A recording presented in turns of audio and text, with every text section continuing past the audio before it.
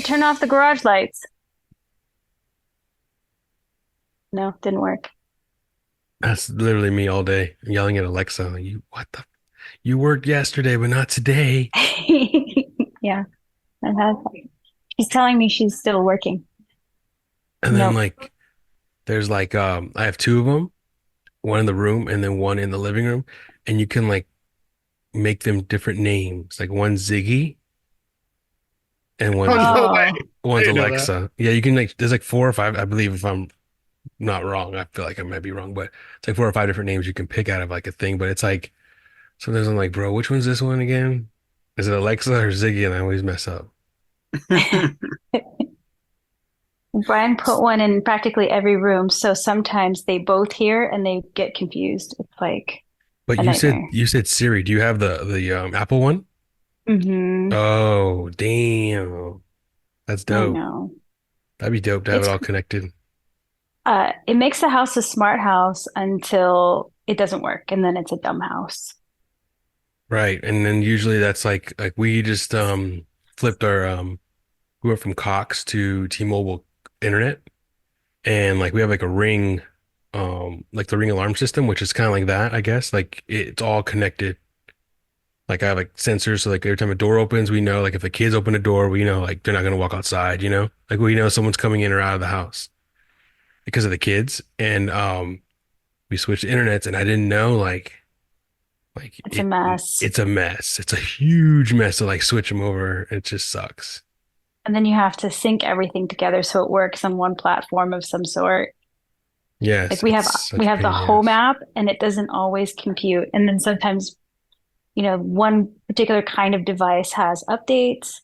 Well, not all of them update. So one doesn't work and then they all get confused. That sucks. Mm. Brent, how are you? How's your vacation? It's good. It doesn't really, I feel like it's not enough days, so it doesn't really feel like one. Like I going back to work in what, 2 days? So I'm kind of like, yeah, wait, 2 days? Wait, Oh, three really? days. I Three thought you were Tomorrow's like days. gonna Friday. take a long time. Oh, you're taking I a Coming should back long. on have. Sunday? Sunday, yeah, so I should have. I was looking at the Costco puzzle behind you. And that was such a good puzzle. Is that what that is? Okay. That's Yeah. dope. Yeah. So this is the garage, and I took over a wall in the garage for my crafting station, which is you can kind of see a little bit behind me and over there. Oh So Nice. wow. yeah. So this is my spot. So I just finished the wall behind me so it doesn't look all weird because there were holes in the wall from what I pulled out off of the wall before. There's this whole rack system that it's just huge holes behind these pictures. But I had this puzzle done and it was in a frame just sitting on the floor. So I'm like, oh, look, cover everything. That's really cool. That's actually really like it's really cool. That corner you just showed us literally looks like your job. Like at work, That's my, RTV. Oh my yeah, right? gosh. All my tools. Here we go. Here we go. Why It would you Here looks we do like go. that? it looks like RTV. Shelves of stuff, my Oh, tools, and they're organized like this is for my like Cricut stuff. I have a drawer full of like utensils. I have one full of like crochet hooks way over there somewhere. And there's like, oh my Yeah, God. that's so do My you husband's have like, you hilarious. have too much stuff. do you have any need for a bunch of yarn? Because I have a bunch of yarn that I'm either gonna give to a thrift shop, or if know someone who wants it, I'll give it to. Yarn is a really bad addiction I have. Yeah.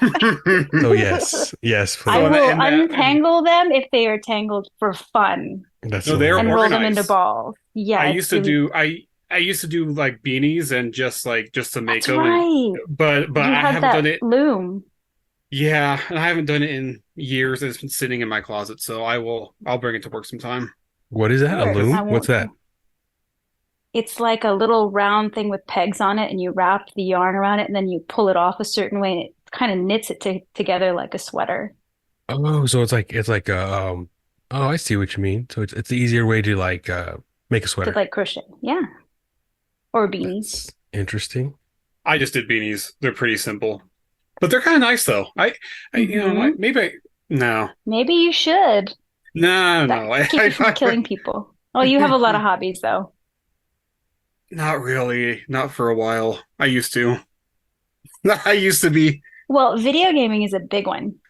So that's it takes a lot of time and it's like our escape. So, you know, Yeah, yeah.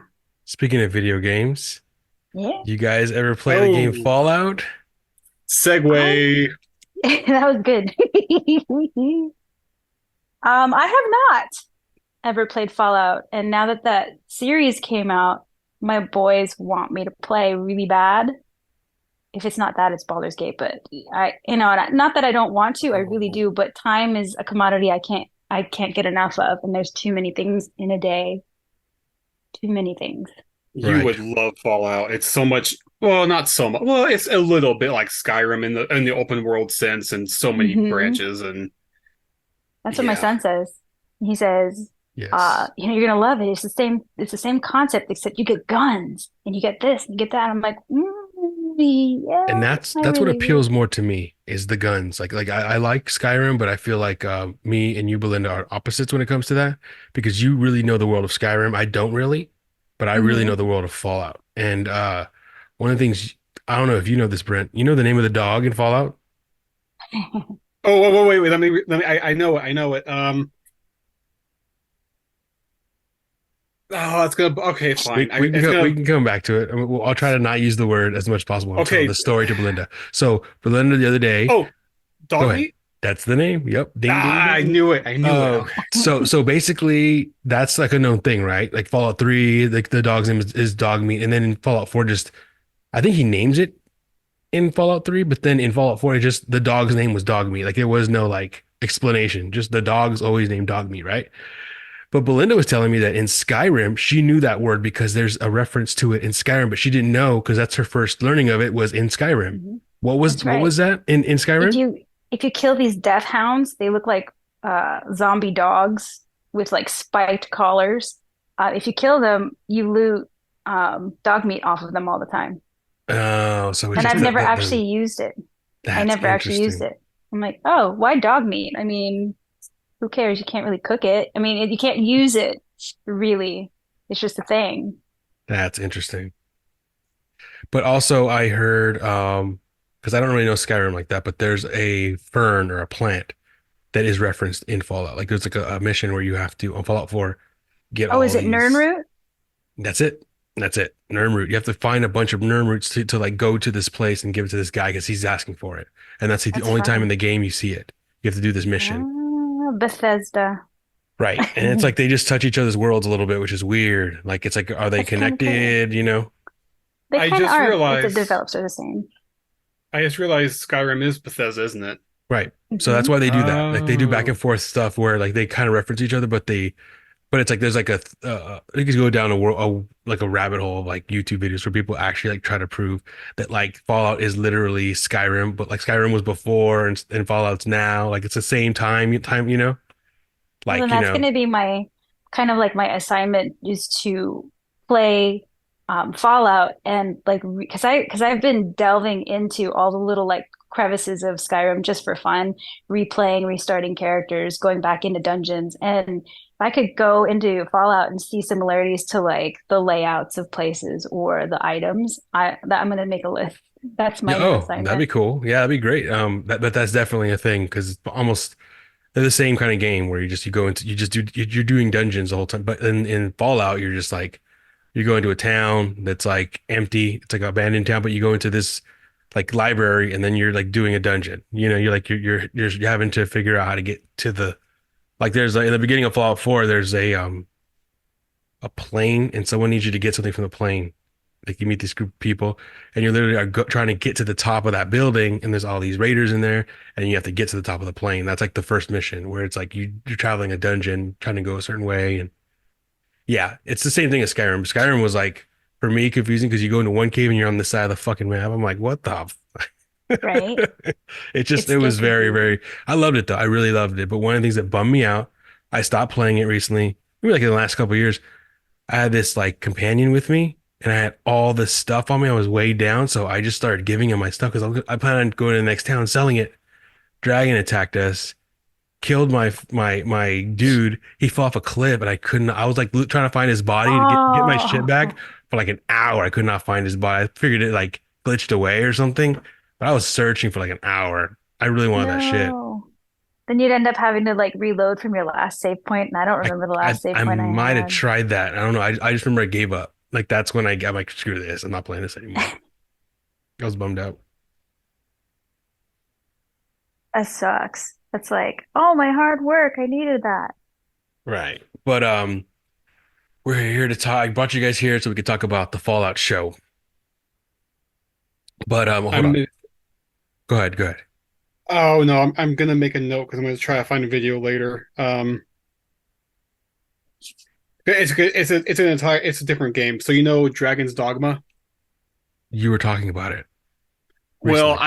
I don't have it or anything, but I was just going on the Reddit sometime, and because you mentioned your companion and you know that game, so you get three pawns which are companions, and there's a video of someone who he's on the edge of a cliff, and one of his companions comes and knocks him off the cliff, and then he Oh, respawns right next to the cliff, and then another one of his companions just walks by, just bumps him, and knocks him off the that's cliff. that's what is it called?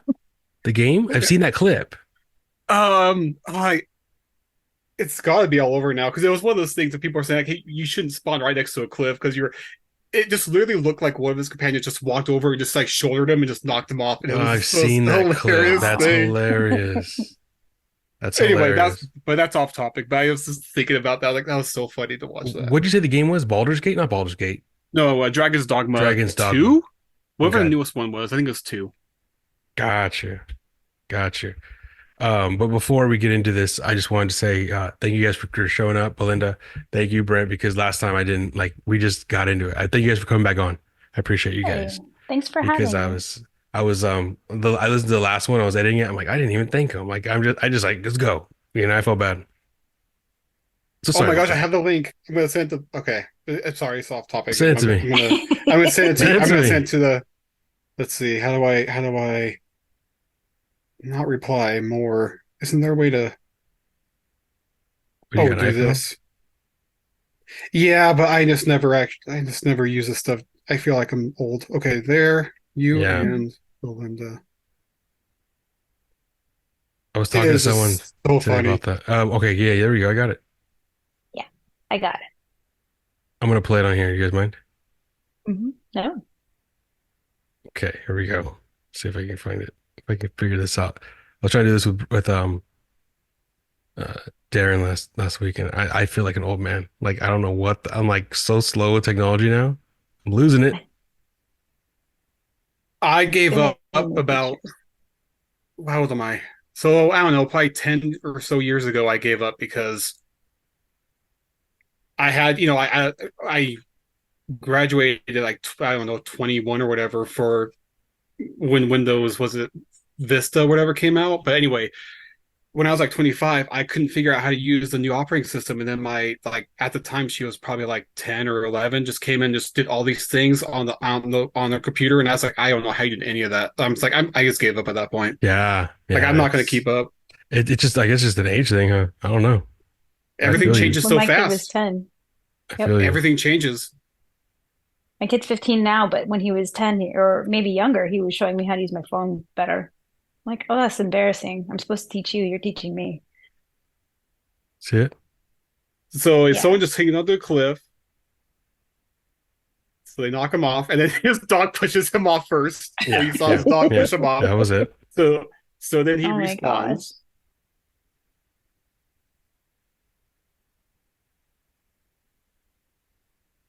The dog They pushes him pushed off him again, off Okay, again. yeah, yeah, and yeah. then and Oh then my he God. and then he respawns again. What's up with the water? You just can't get in the Is it water, a huh? death loop? Is he stuck in a death loop now? Well, watch this. Watch this next time. He gets up. Boom. Oh, like he kind of That's did so that. funny. He got the shoulder bump. Well, in that game, that certain part, I guess, water you can't go into, or else you get eaten or whatever. But By that that Got water was it. just. creature. It Got was it. just That's the so third one. funny. The guy walks over, just shoulder bumps, and like, nope. Yeah, yeah. That's funny. Wow. Dragon's Dogma. Oh. And you're playing that on PC? I'm not playing it. It's too involved for me. That's kind of how I feel like with Fallout right now. It's too like I kind of want to play it, but it's too involved. I'm like sticking with. surface level games right now. Yeah, and Is Red Dead Redemption really involved too? Oh my God. It's yes, one of the best stories I've ever yes, played, but I will yes. probably never play it again. But Why?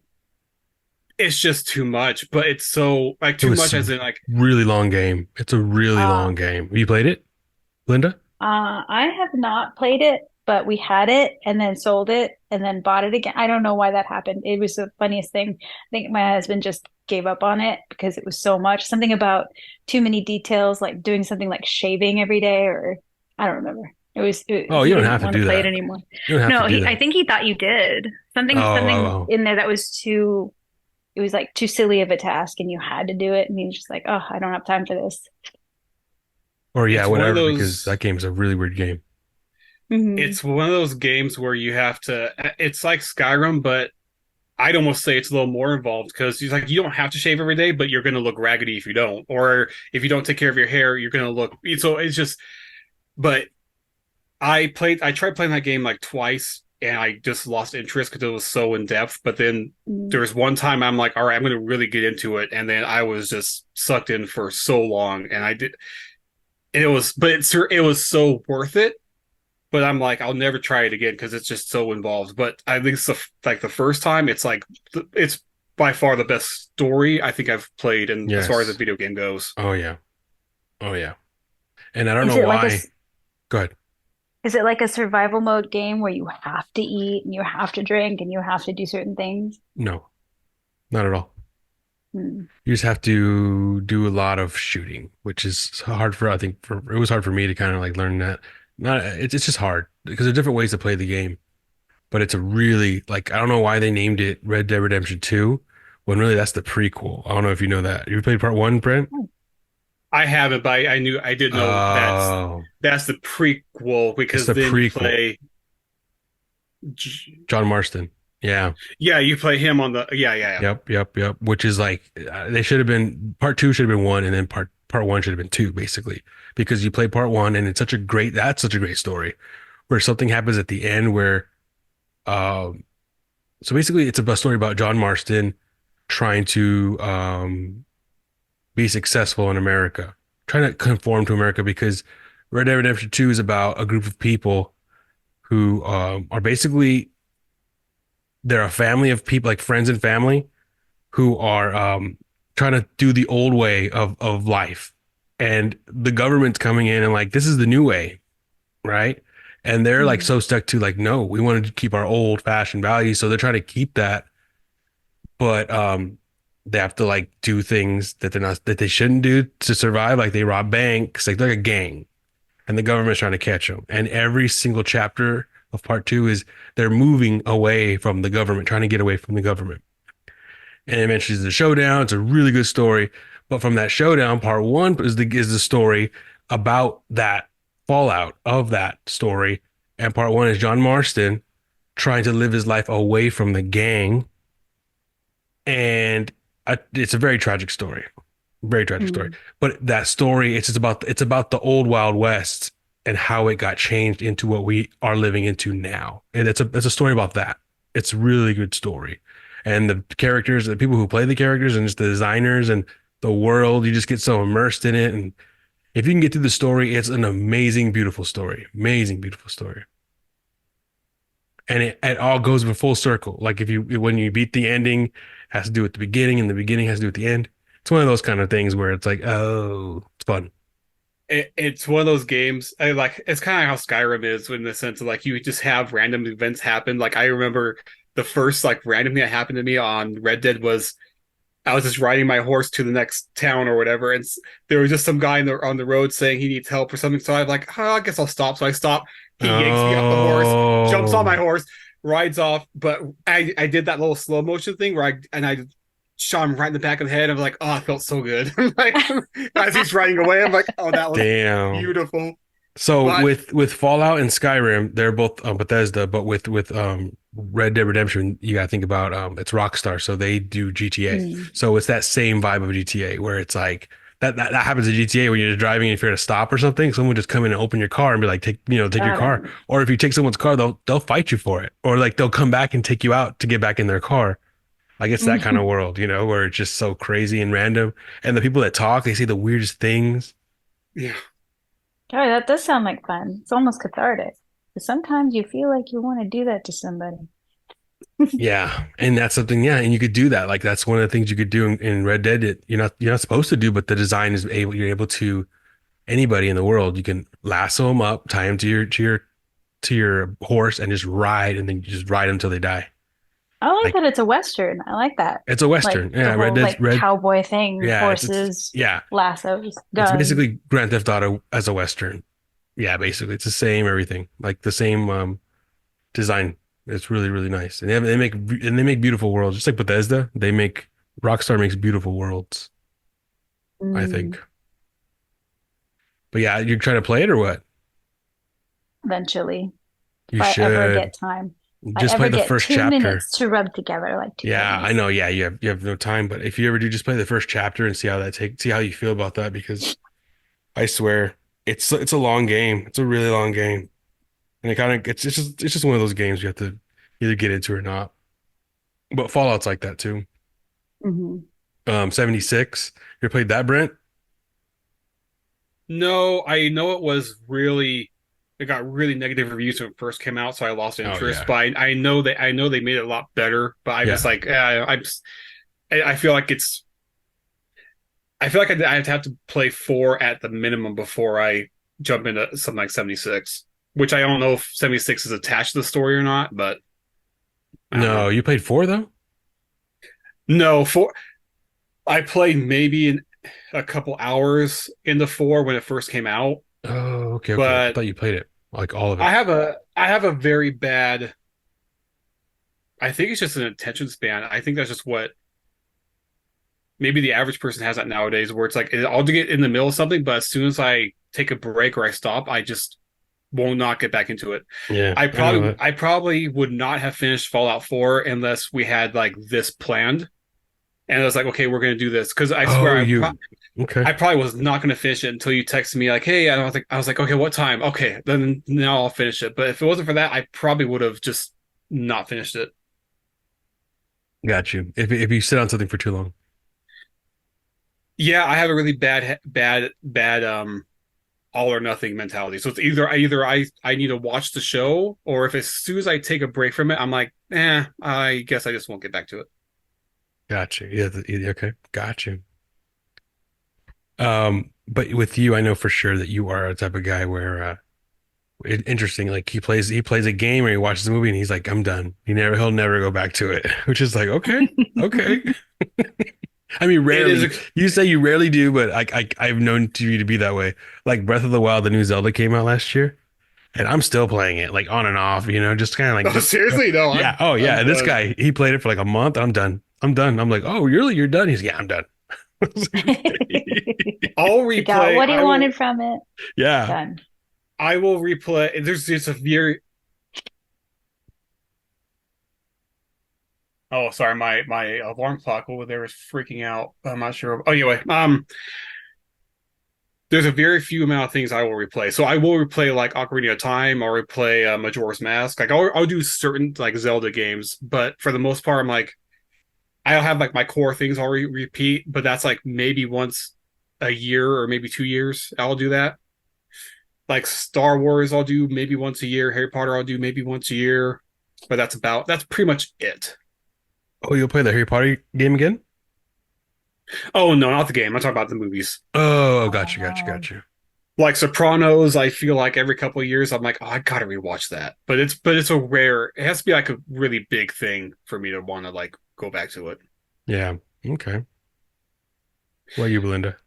You watch stuff? um, I rewatch stuff all the time. Like I'll have a thought in my head or I'll remember a quote randomly when I'm doing something completely unrelated.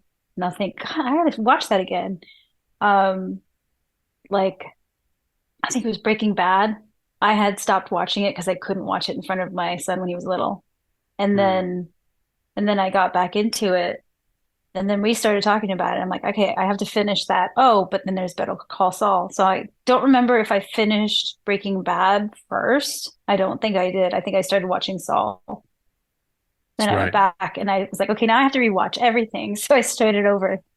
Oh, you started But yeah, over?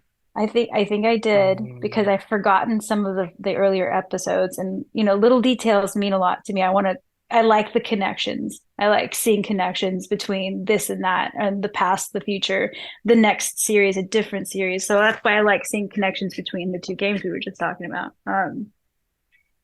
And speaking of rewatching, I tried to get enough time together to rewatch the first episode of Fallout, and I didn't, but I did watch the first 7 minutes twice.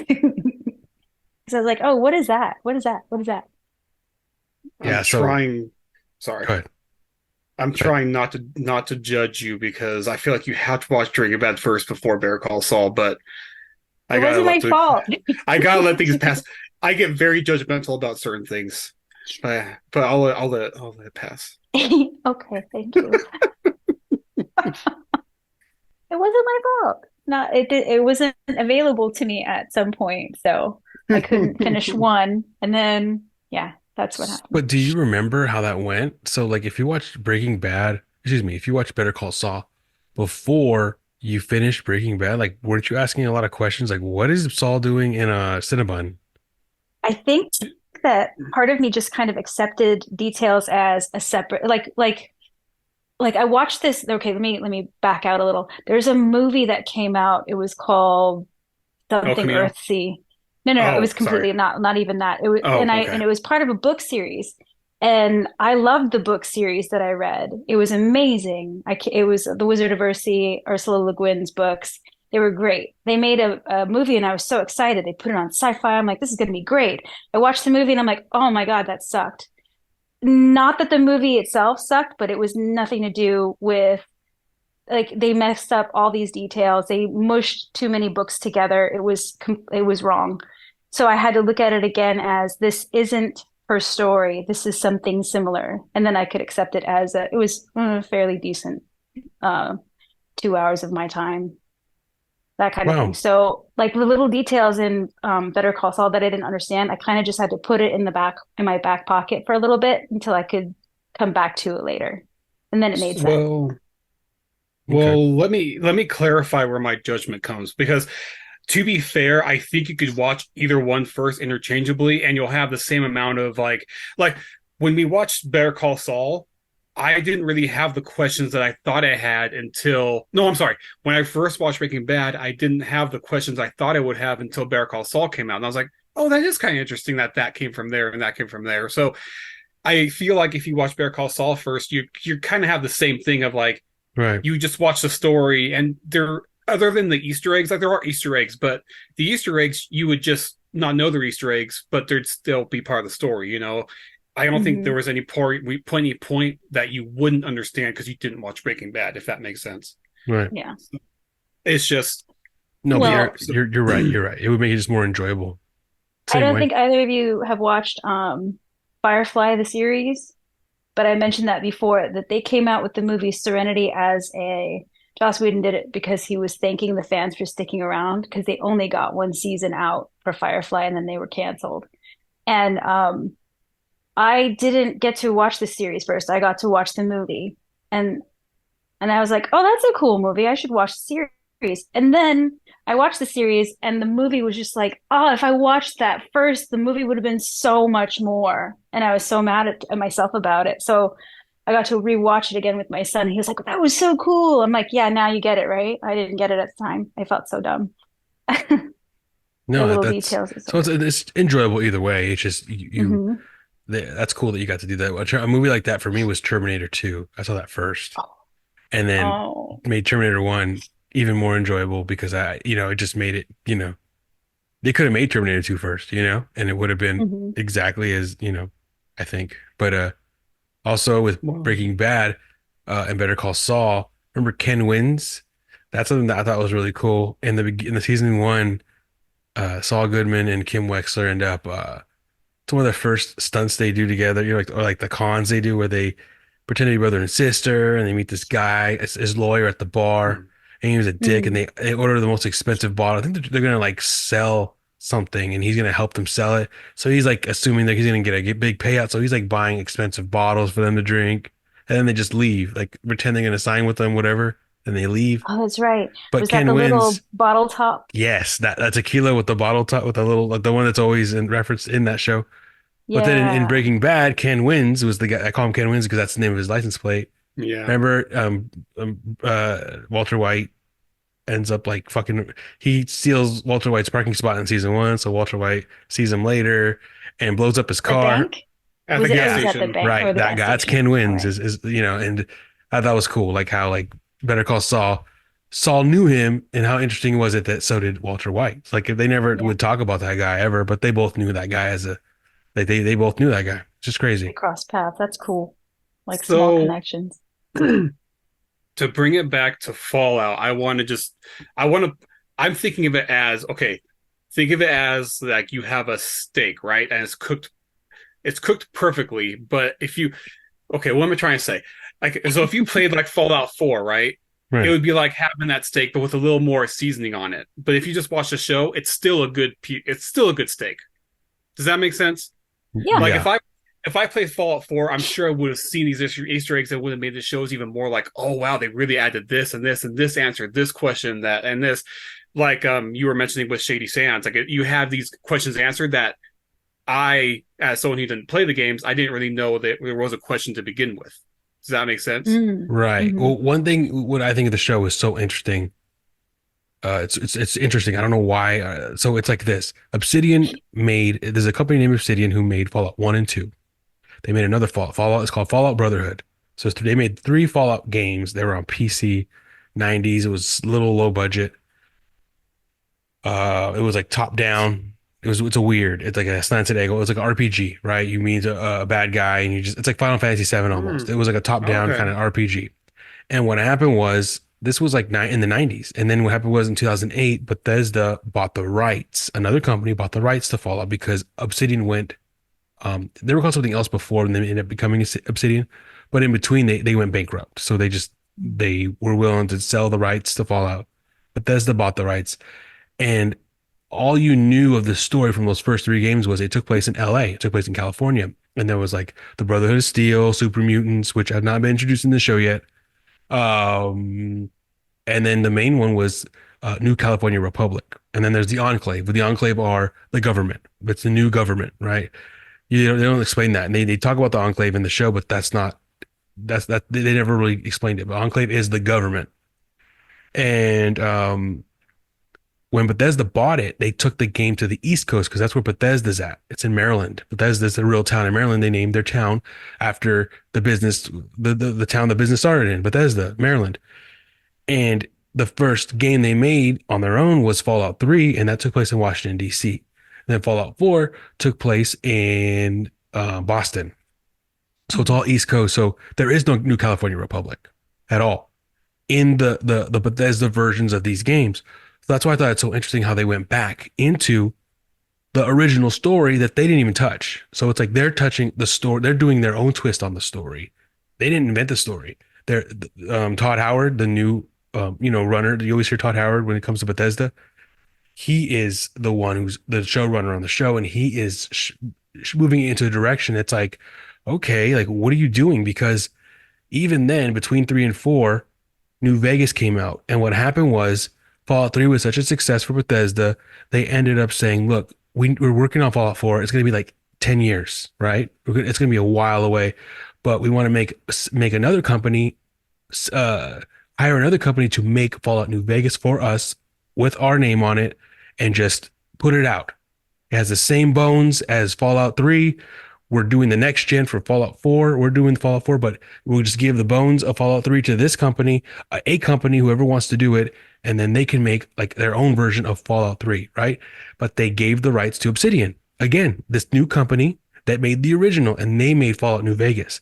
So people will tell you Fallout New Vegas is so good because the original people did it, but they used the layout of Fallout 3 with Bethesda's. And so it's crazy how like when they did Fallout New Vegas, they took it back and they brought out New California Republic again. So it's just it's a weird thing to think about how they're playing with the story that another company made, and they're following the story very well. They're doing very good justice to the original creators of the show. It's really good. That's cool.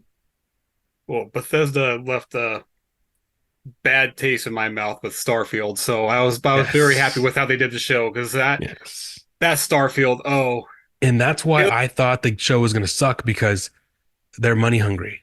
They're willing to do whatever. It's like yeah, Starfield was such a huge. They were amping that up for how long? How long were they have it? 10 years at least. it was at least 10 years. Okay, Belinda, they or maybe you already know, but they did not have a map on the game. When you played the game, it's like playing Skyrim Oh but my without a map. gosh. And you're That like, would suck. how do you not? They added one. I think they added one now, but there was no indicators on where to go. There was no map, and you're like, okay, you worked on this thing for 10 years. There's no map. The NPCs looked really weird. Like their eyes would like bug out, and you're like, okay, this is They were bad. anyway. That's a whole other. Mm. We could do another 3 hour podcast on that. So I'll stop there. But anyway, I was very happy with the show. I'll leave it at that. Yeah, but yeah, that the show's really good because like what Brent was saying, I don't think I had to have told Belinda is that there's a storyline in Fallout 1 where you play this character who visits Shady Sands, and that's just like part of the story. It's like a side story. You go there for supplies and stuff, and then in part two, you end up going back to Shady Sands, like 80 years later, something like that, as a new character.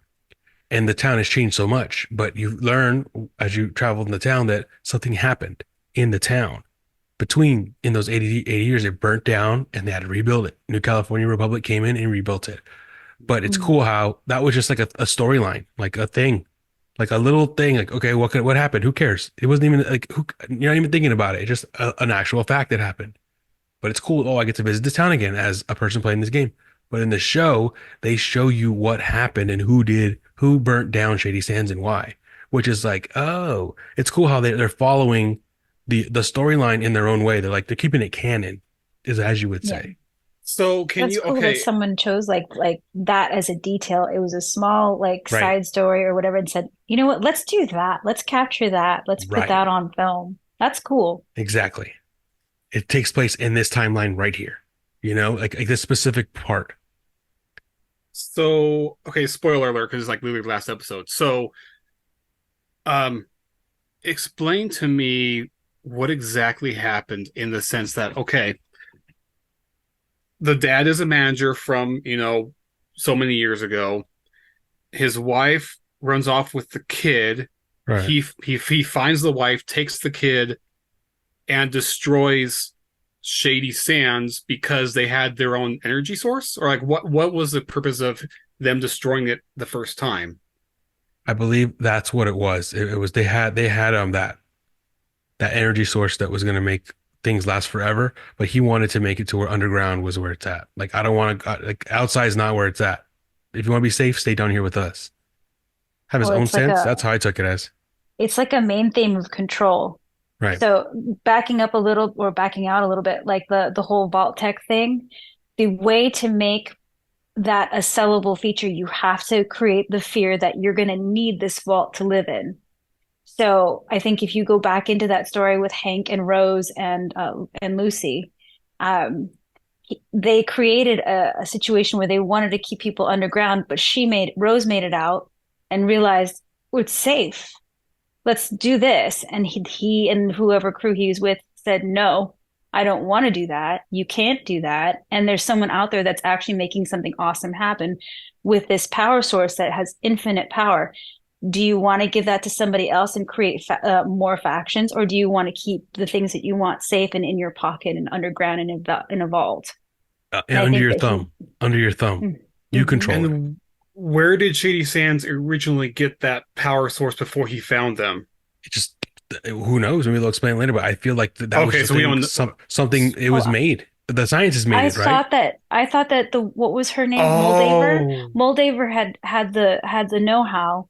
She said that they had it or they were on the verge of creating it when they took it. Somebody took part of that and did something else with it, and that then somehow scientist, they got it right? back. hmm But Okay. she was probably the one that created whatever they could use to utilize that cold fusion. Was it cold fusion? Yeah, cold fusion. That was the name of the infinite Um, power source. to utilize that. I think that maybe she created the machinery or whatever to power that city, and that was her purpose to prove that they could live above ground, have a power source and survive like they did before the bombs dropped. Right. But now you've got people on the ground who are perfectly happy living in this cookie cutter world and they don't want conflict. So no, we're going to try to control you, stop people from knowing that this is a thing. And then that's what Hank's job was to stop it all. And he ended up like basically killing his own wife over it and stealing the Right. kids. Right. Which is like I, great shocker. Great ending. A Mm. lot of things weren't answered. And that's the thing, another thing too. Like there's a lot probably they're gonna add into it that we don't know like about because um we don't know what happened to uh um shoot, I have the names right here. Um, I have them all. Cooper's wife. Cooper's wife and his daughter. Remember he was with his daughter when the bombs fell? Hmm. And then all of a sudden at the end he points a gun at Hank and says, "Where's my family?" So like they're Hmm. both alive. Like there's a lot of questions that we don't even and like that and then there's a parts if you watch it again where they like I think Lucy asks him when Cooper is eating the other ghoul to like stay alive. Remember he's like just eating it. And that's when he realizes who Lucy is. Because he goes, "What's your last name?" And he's in the middle of eating and she's like, and then what is it, Lucy? Fuck, I have everything right. McLean. Lucy McLean. McLean. And boom, that's when he's like he puts it together like, "Oh, okay, okay, I know who you are." And then he also says to her, she asks him like, why do you keep yourself going to do this?" And he looks at her and he goes, "Well, one good question deserves another good question," which that's and he asks her something smart, alecky, and that's something that's uh, like, yeah, why is he going? That's what he's going for. He's looking for his family. And that's going to Mm. be something too. Like I bet you the wife could be alive. I don't know. Maybe someone like his grandkids, his bloodline. He wants to just see if his bloodline's alive, or I don't know. I don't know what the fuck he knows or doesn't know, or maybe he does know they're alive. Like he knows about the Hmm. whole operation. They freeze themselves. The crowd, the freezing. Either Hmm. he knows they're frozen somewhere and he wants to go save them. what? So, okay, the very first episode, I don't remember it that much, but the guys who woke him up initially, didn't the guy say something about, "Hey, we're going to so and so place because we're trying to find this doctor," and didn't he say something about there's someone over there for you, and that's what sets him off and kills those three guys? Right. Didn't I could have sworn he said like, so somehow someone knew to wake him because he would want to go to this area to I can't Yeah, remember what and you don't exactly know it what, and was. they really didn't explain that part where they just knew when Cooper was buried. You mean? Yeah, Hmm. and they Yeah, woke yeah, him yeah. up And and they really, I mean, maybe I missed it, but they really didn't explain that either. Like, why? Like, were they torturing him? Was he down there? Like, or is he down there on his own? Good, on his own. Like, was he just like preserving himself? I don't know. Like, maybe someone had him. Like, I think the thing was someone had him as a prisoner or something like that.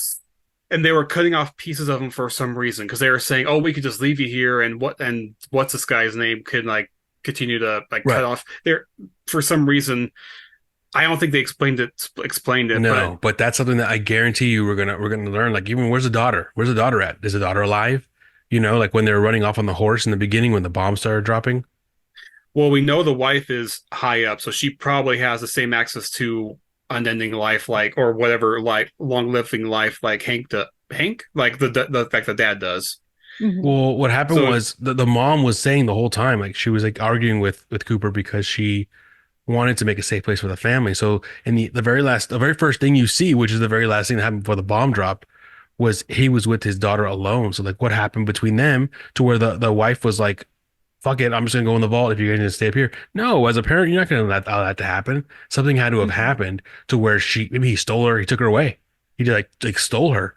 And the mom doesn't know where they're at, or like they're on the run. I don't know. Like who, yeah, what's going on there? There's a lot that's not answered. There's so much not answered. but Right. he's just getting paid for a job at a birthday party. I don't think he was But like trying to hide But anything. the mom would know when the bomb's dropping, and she makes sure you guys Oh come yeah, home, yeah, stay, stay, don't go out yeah, today. Not today. Stay with us because today. You know what I it mean? was I would her, yeah, assume the it wife was would her know that. plan because it was her plan to drop in the first Right. place. So I would assume she So, knew. Mm. but it's weird, yeah. There's a lot of questions, my point, and we'll figure it out because they renewed it for season two. And hopefully they don't fuck it up because you know how it goes. The longer something goes, the longer more likely it gets fucked up. But I think if it's a strong start like this was, I think it's a good sign. Right. Halo was right. Well, Halo was like one episode of, ooh, this is cool, and then all of a sudden you're like, oh, you're changing literally everything. But this is like, oh, Yeah. you're just building a story and you're using the world, but you're not trying to change anything. You're like, so this is really good. This is a good start as my. Right. It, Exactly. I mean, it would be like a Game of Thrones twist if it ended up being bad the second season. Dude, don't say that, please. Game of Thrones is Oh, so good.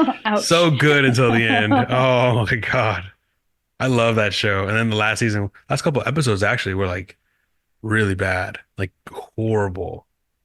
If Yeah. if you watch them knowing that it was just rushed, in my opinion, unpopular opinion is they're not that bad because I'm watching it going like, oh, this doesn't make any sense because all of a sudden she could like ride a dragon and dodge all these things. I'm like, well, they just rushed it, so I'm like, oh, I guess, but Well, I have a question. You've seen it too, Belinda? Which one? You seen Game of Thrones? Yes. Because let me ask you both this question. Please answer me in your own way. Think, why the fuck would they kill Jon Snow and then bring him alive just for him to go to the wall? Just kill him. Just kill him. Let him die. That would have been a great right there. Boom, he's dead. No more. Sad. Oh my gosh. Why bring him back? Um, I think because he's supposed to be like the ultimate protagonist, like the good guy, the good guy. Like you find Daenerys questionable because of her choices. So do you want her to win or do you want I mean, I know she was more compelling, like, but how they ended her with him made it like, wow, didn't see that coming. I didn't. I just really feel like the his ending should have been him dying. That would have been sad, and we would have all been like for a while just heartbroken. And I think feel like the only reason why they brought him back was to make you think he might be the king. That's the Right. only reason why they brought him back, is to keep that lingering little like carrot on a stick. Yeah, I'll buy that. That could be why. I This was one yeah. of the first series where they started killing off main characters that you thought you were going to travel the whole storyline and see these same people and they died. Like, Right. wait, where are we going to go from here? So, Oh, yeah, Sean I'd buy Bean that. is That first. that I'm was like, oh, okay, this is the main guy. We'll watch him the whole season through. My mind of like thinking like Sopranos or like, all right, he's the main guy. Okay, cool, I like same. him. Fucking Head gets same. chopped off. Oh, So, have you okay. guys ever seen Ronin? I have not. It's a Robert De Niro movie. So I'm kind of used to Sean Bean getting cut off before like the main, like, okay, Yeah. Lord of the Rings. I Right. kind of thought we'd travel with him. No. And then Ronan, that was one where I'm like, it's Sean Bean. He's so cool. Wait, where'd he go?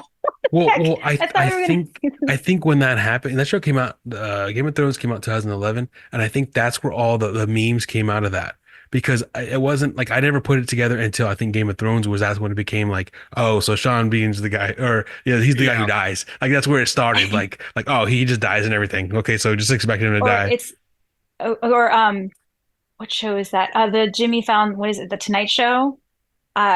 There, there's a running gag with Paul Rudd where he makes it sound like he's going to show you a clip of his next movie, and then it's a scene from Mac and Me. Yeah. And you think that this time it's going to be a real movie clip. No.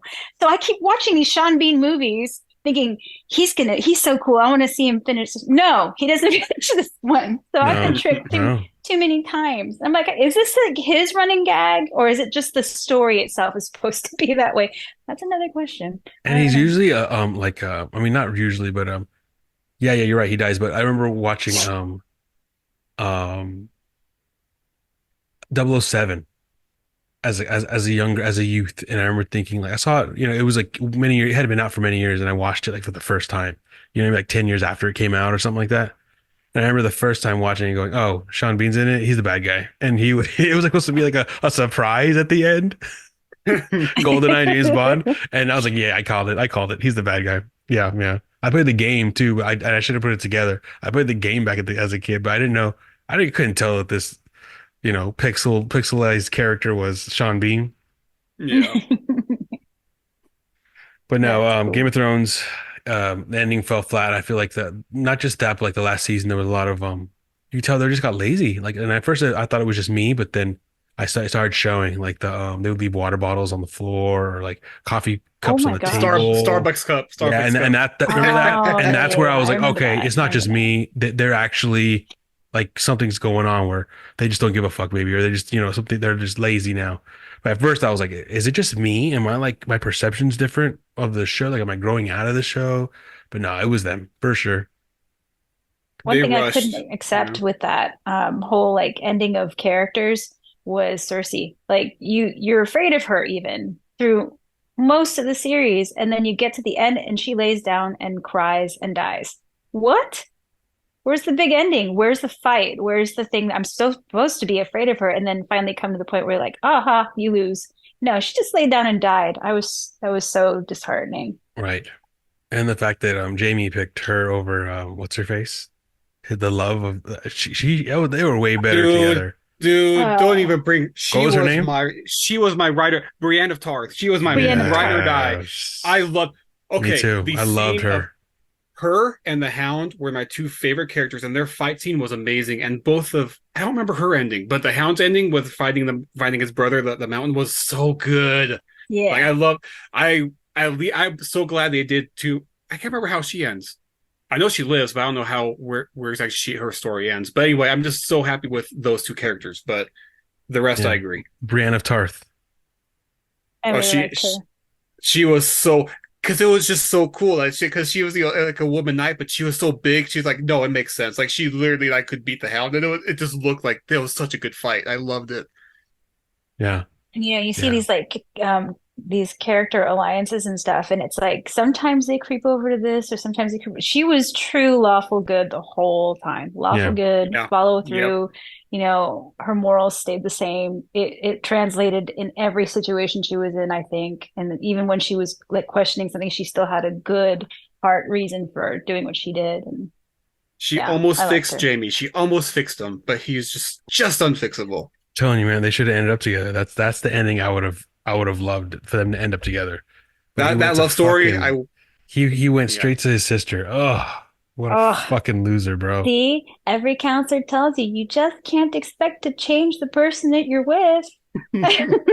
But And she that's was so yeah. close. Yeah. I It know would have she been was so so close. good. Yeah. Yeah. Yeah. So it was a lot of disappointment. And then the true king was not who I really thought should have been the king at all. What do you think should have been the king? Probably Tyrion. Yeah, I would Tyrion would accept. I would have been I think that would have been fair. That would just been fair considering how everything that went through he went I through don't and he think, was the most in my opinion yeah. the one I can relate to the most fair, I feel like in the beginning he would have. Well, he actually no, he didn't want to be king. He didn't want the Yeah. responsibility, but he somehow throughout all of this found that he had a responsibility to be the knowledgeable one who could have done it.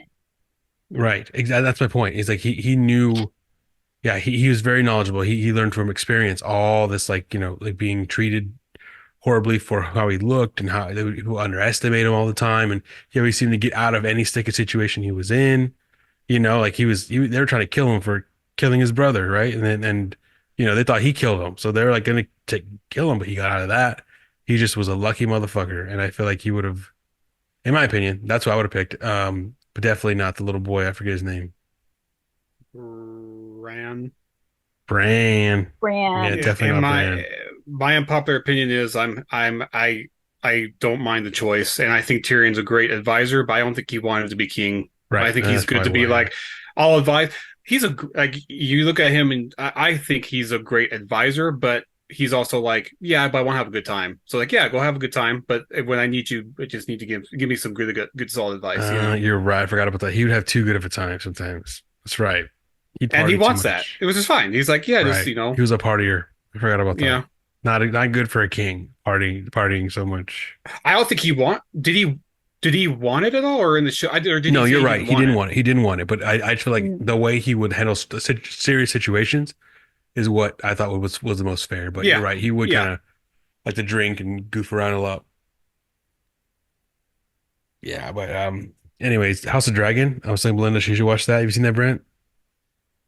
I've House seen of it. Dragon. When's the second season come out? It's not Bro, out I yet, have right? no idea. We've been waiting for Okay. years, I feel like. And the first season was so good. So good. When when I did the first one come out? Was that the first 2020? no, it came out like 2021 maybe. Dude, now that Oh, you're talking about it, it's been a while. Hmm. Like when I'm was gonna that? I'll do a quick Google. Let me see. I'm looking it up right now too. Oh, you are okay. Yeah, I mean to watch it. I started to, but I think I'm better off watching certain things by myself because I like gathering details and Ooh. catching on. And there's a lot of names that are connected in there, so I wanted to kind of connect it to the Game of Thrones. So it came out in 2022. And guess what? Yeah. It's coming the second season, episode one's coming out next month, dude. Ah, Oh, That's crazy. because We are just thinking about it lucky and guys. then it's coming out. That's so cool because I was wondering like the first season was really good. Like it really got me. It got me more than the first Game of Thrones did. Well, like the first season of Game of Thrones, it was good, but this one really got me because I think it's because it jumps. Like it shows you like a younger version of the characters and it goes into an older version and it like it's just very we should stop talking about it because Belinda hasn't seen it. But it's It's really okay. okay. fucking It's good. okay. You guys are It's good. really fucking good. Like just the storytelling was like I feel like more addicting. Like you know who everyone is now. And the first season is like you really didn't know who these people were yet. You kind of learning the families, and then by season two, there was the what was it the Starks and the Bernsteins, the Berengers, Lannisters. And what's Lannisters. the B one? The Blockstockings, the Oh, dang it! Billingers, Beaumonts. I'm gonna be. I'm gonna be the counterbalance because I wasn't. Barrister? Barristers, no, Barrington No. Bears. I I'm gonna be. I think I'm they about were a to, bear. I think I'm they're. about I to think look their at it right now, their dude. icon is a I'm right bear here. too. I'm not as fast as I should be because it was motherfucking. Where we at? Okay, so it was the Starks, Lannisters, Targaryens, and the fuck, dude, where Baratheons. Baratheons? Dude, why can't I find Baratheon. that? Oh, that was. Baratheons. That's the fucking word. I knew it was going to Um, come. It was in the back of my head. Thank you for doing that. But yeah, so it took a while for you to learn all those families, right? But in this one, it's just Targaryens. It's all about the Targaryen family, their origin story. And so you're just having to learn each of their names, and then you had to figure out like what each one of them, like a lot of them will do this one does that, this one's like this one's like that, and like this one's envious of this one, and this one is nice, and this one's a piece of shit, and this one's really pretending to be nice, but he's really a piece of shit, right? And then you gather all that up, and you're like, oh, okay, cool. I know now. So now when you watch season two, it's like, got it. Here we go. Like we already know this one's a fucking Right. liar. This one's a piece of shit, right? I'm gonna be Right. the counterbalance and say I wasn't different. I thought it wasn't great, but I think it's. I'm excited for the second season, but the first season for me was eh. The What? reason and the reason is well, okay, I can't. Bro, it was so good. It was so Well, good. I'll say I don't think it's a spoiler. And it's like Ah, go in for it. there's Go for dragons like and and Game of It's Thrones. not a There's one dragon. This one there's a bunch of dragons. That's dope. okay. I will say the ending. The ending was really good. Like it made me excited for. Yes. So I'm excited for the second Yes. season. I have an issue with the first season. I don't think it's a spoiler. It has nothing to do with the story. It has to do with the. There's like a. I don't think I should. I won't say anything because I want to get Belinda's opinion. So I will not say where I had issues yet. So okay, but I'll just say I was like, it wasn't bad, but it wasn't like, oh wow for me either. Okay. That's Well, I've fair. got a couple of days coming up next week that I have time to binge watch, so I'm gonna hit that hard.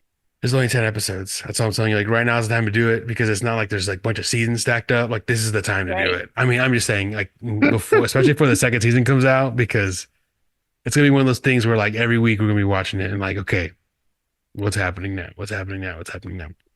You're right though. That's gonna be the first show in a while, I guess, except Fallout. But we didn't see it that being good. But this will be the first show in a while that everyone is going to be like every week is gonna be like, dude, what did you see Mm-hmm. it? Like, did you Uh-huh. like? Because Uh-huh. And you know what's yeah, crazy is that it's been this long. It's been 2 years. It's been that long since uh I don't know who the guy's name is in the tire center shop. Um, He's like with a beard. He used to work up front end, but now he's been in the tire shop for probably like 2 years now. But I remember when he worked in the front end, he's like I think he's like the main guy out there now. I think he's the manager out there now.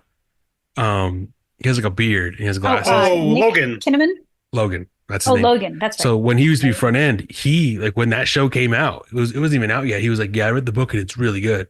Like we are talking, I was talking to someone about it, and he kind of jumped in, and I'm like, "Oh, really?" So that's like, and then when it would come out, I would talk to him about it. That's all I knew. That's all we would talk about because that's all I knew him for. And he went to the tire center. I haven't talked to him since. But that's I didn't something know that Logan like was front end. he started off front end, yeah, for a minute. Hmm. That's how I talked to him. And now I don't talk to him at all because he's in tire center. But that was something that we used to talk about. Only that's the only thing we talk about, and that's something that thinking about now. It's been 2 years. It's crazy. 2 years since I talked to I that guy. s- I see those books at the library every now and then, and I'm like, maybe I'll get into it. But then I see how big it is, and I'm like, Right. no, I'm Yeah. never Oh finishing yeah. this. Yeah. I would like Well, to, but I'm never going to finish that. it's probably a little bit easier now that you've seen everything because there were a lot of names, a lot of names. And like, where I couldn't connect what was happening with a previous scene with them because or like, in fact, when we were watching Game of Thrones, I didn't realize that the commander from the Wall is the father of the guy who was protecting Daenerys all the time. Hmm. Well, forget his name right now, and I really loved that character. He was Yeah. in love with Daenerys. What Oh, the heck was his name? yeah, He I'll look ended up over with it. snake skin or whatever on his face. That was the yeah. commander's son, and he was, I want to say, banished for whatever he did. What is his Right. name? Looking up right now. It was the last names were connected at one point in the book, and I didn't even catch on. And I didn't finish the book because it was just so much. And I now He I want to was go uh, back and do it.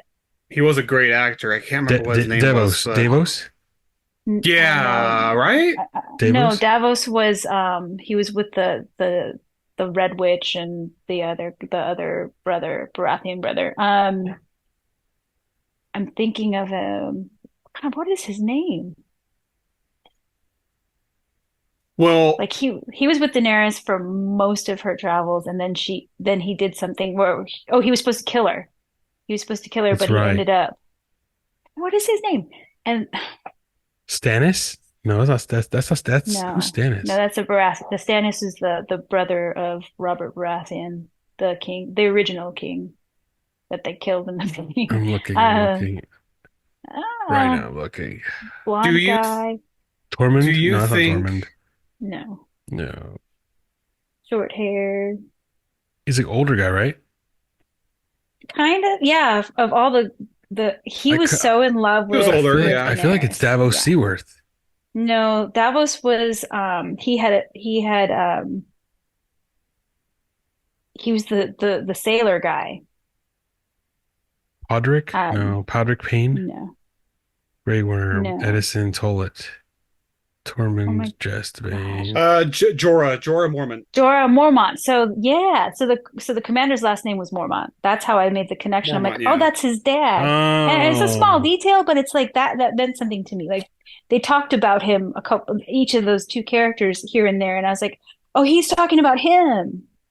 And I didn't connect that. And it was kind of important because the details in there told you about, a little bit more about why Jorah was kicked out, I guess, or exiled. I don't know. I'm foggy. It's been a while. wow. So my thing is, because you mentioned the Red Witch for a second, and I was like, when Jon Snow came back from the dead, I also think it cemented the Red Witch as having powers too. Because I remember that's like the first time you're like, oh, shit, she really does have like some abilities. Because initially, I think she talks about her god or whatever, or goddess, whatever it is, but then you're kind of like, all right, but I don't think you saw anything up to that point, and all of a sudden you're like, oh, she could, because she's the one who brought him back Right. from the dead, right? Because you kind of So you're thought they like, were a cult. yeah. No powers, just words, just Right. charisma, and then you're stupid for following them. So it was kind of Right. like oh, she really does have some kind of like, at least as far as I remember, that's the first time I remember seeing it and thinking, oh, like magic is like really a thing in this world. Because up until this point, they talk about the undead and all that, but you're like, yeah, but I haven't seen, or dragons, but I haven't seen anything yet. But then you see like, oh, there really is like some of the stuff that's in the world, and you know, like people kind of stop believing in like the dragons. And you're kind of like, yeah, because they haven't been seen in how many decades or thousands of years. So people kind of stop really worrying or thinking about them. And I don't know. That made me think of that. Was the resurrection of John that was but she did have the weird phantom baby that killed Oh, the you're other right. dragon. But then you kind of think of, okay, well, she did that, but is that her magic or is that just because she's connected to weird powers or some weird beings? So yeah, I No, see what you're you're saying. that yeah, if that might have happened before. I don't remember, but you're right. There probably was something before, but that's just the first time that I was like, oh, there. Right, But but she actually had you're probably right. control over it. But but you're right, when she resurrected Jon Snow, then you saw that she had power under her own control. That was her like actively doing something instead of just, popping out a weird phantom baby Conjuring. thingy. Yeah. Yeah. Yeah, that's crazy. That was a really good show. I remember when that was coming out. I remember that with that show, we had let it pass for years, my wife and I, and then the year it ended, that was when we caught up and we saw the last season live. That's a heavy binge. And what we did was what it turned out was we were so into it, which is crazy because it was before we had kids, and now it's impossible to do this. But I think we killed a season every week. Oh Like my we did something gosh. like that, and we projected it that way. Okay, if we do this, like 7 seasons or 6 seasons, or maybe like seven. We're like, if we just do one a week, we will just we'll catch up. And it was like maybe like we missed the first episode live, and we caught on for the second episode of the last season, where we were able to like watch it with everybody, like watch it live, like as you would. And yeah, it was crazy because it was Hard to hard, avoid hard. spoilers too. It was hard. Yeah, it was hard to. A lot of people spoiled it for me already, and I don't care. I'm one of those guys who I don't care. Like I really don't care because I'll still watch it anyways. Like if you tell me the ending of something, uh, I'll be excited. Oh wow, that's gonna happen, and then I'll watch it anyways. It's rarely there's rarely things where there was something recently. Remember, like don't tell me, and then I no one told me, and it was cool. But like usually I'm not. I don't care. But yeah, and Game of Thrones, that was a good show until the end, Hmm. in my opinion. I have a really bad memory of when things happen. So if we're like both watching a show that's like, but I'm like one episode ahead of you, I'm not going to say anything about the show at all because I will not remember what happens when. So I'll be like, oh, when this happens, it'll be like, oh, I didn't watch the episode yet. I'll be like, oh, I'm sorry. So now it's like, unless we're at the same point exactly, I'm not going to talk about things because I hate spoiling things for other people. Yeah, I'm me too. I I Yeah. agree with you about if someone spoils it for me, I don't really. I'm like I'm still gonna watch. If I want to watch it, I'm still gonna watch it. I don't really Right. care, but I don't want to do that to someone else. Be like, oh my gosh, I'm sorry. Yeah, Yeah, like I the tend to pencil do that. scene from one of the Batman movies. That was ruined for me, and I would have loved to have been like, "Whoa, I didn't see that coming," but I'd still enjoyed watching it when it came out. I get that. Did it And I'm ruin the really bad at experience? Oh timelines too. I no. can't remember orders of events. I know they happen. I just can't, did that, was that before or after? So I feel you there too. Same, same. I did that to Drew a couple times because he's watching Fallout currently, and I said something where I'm like, "Oh, never mind." I said something where he hadn't seen yet. My Whoops. bad. It was small things. Like I was telling you about the time. I don't know if Brent, because you played the game. I don't know if you know, like the VAT system. Yeah. So it's a thing to explain to people who don't know. Or maybe Belinda doesn't know either. It's a that's what got me into the game. Was like you don't just have to. It's not like you could choose to be like play it like Call of Duty and just shoot, shoot, shoot. But there's also a system that makes it pretty easy for like newcomers. Like it's you press R1, I believe, or on PlayStation, and then one of the shoulder buttons on Xbox to where if you have enough VAT points, VAT it's like a stamina points. If you're running and then the stamina bar will go down, you have to wait till you have enough. Your bar is full enough to use this feature called VATS.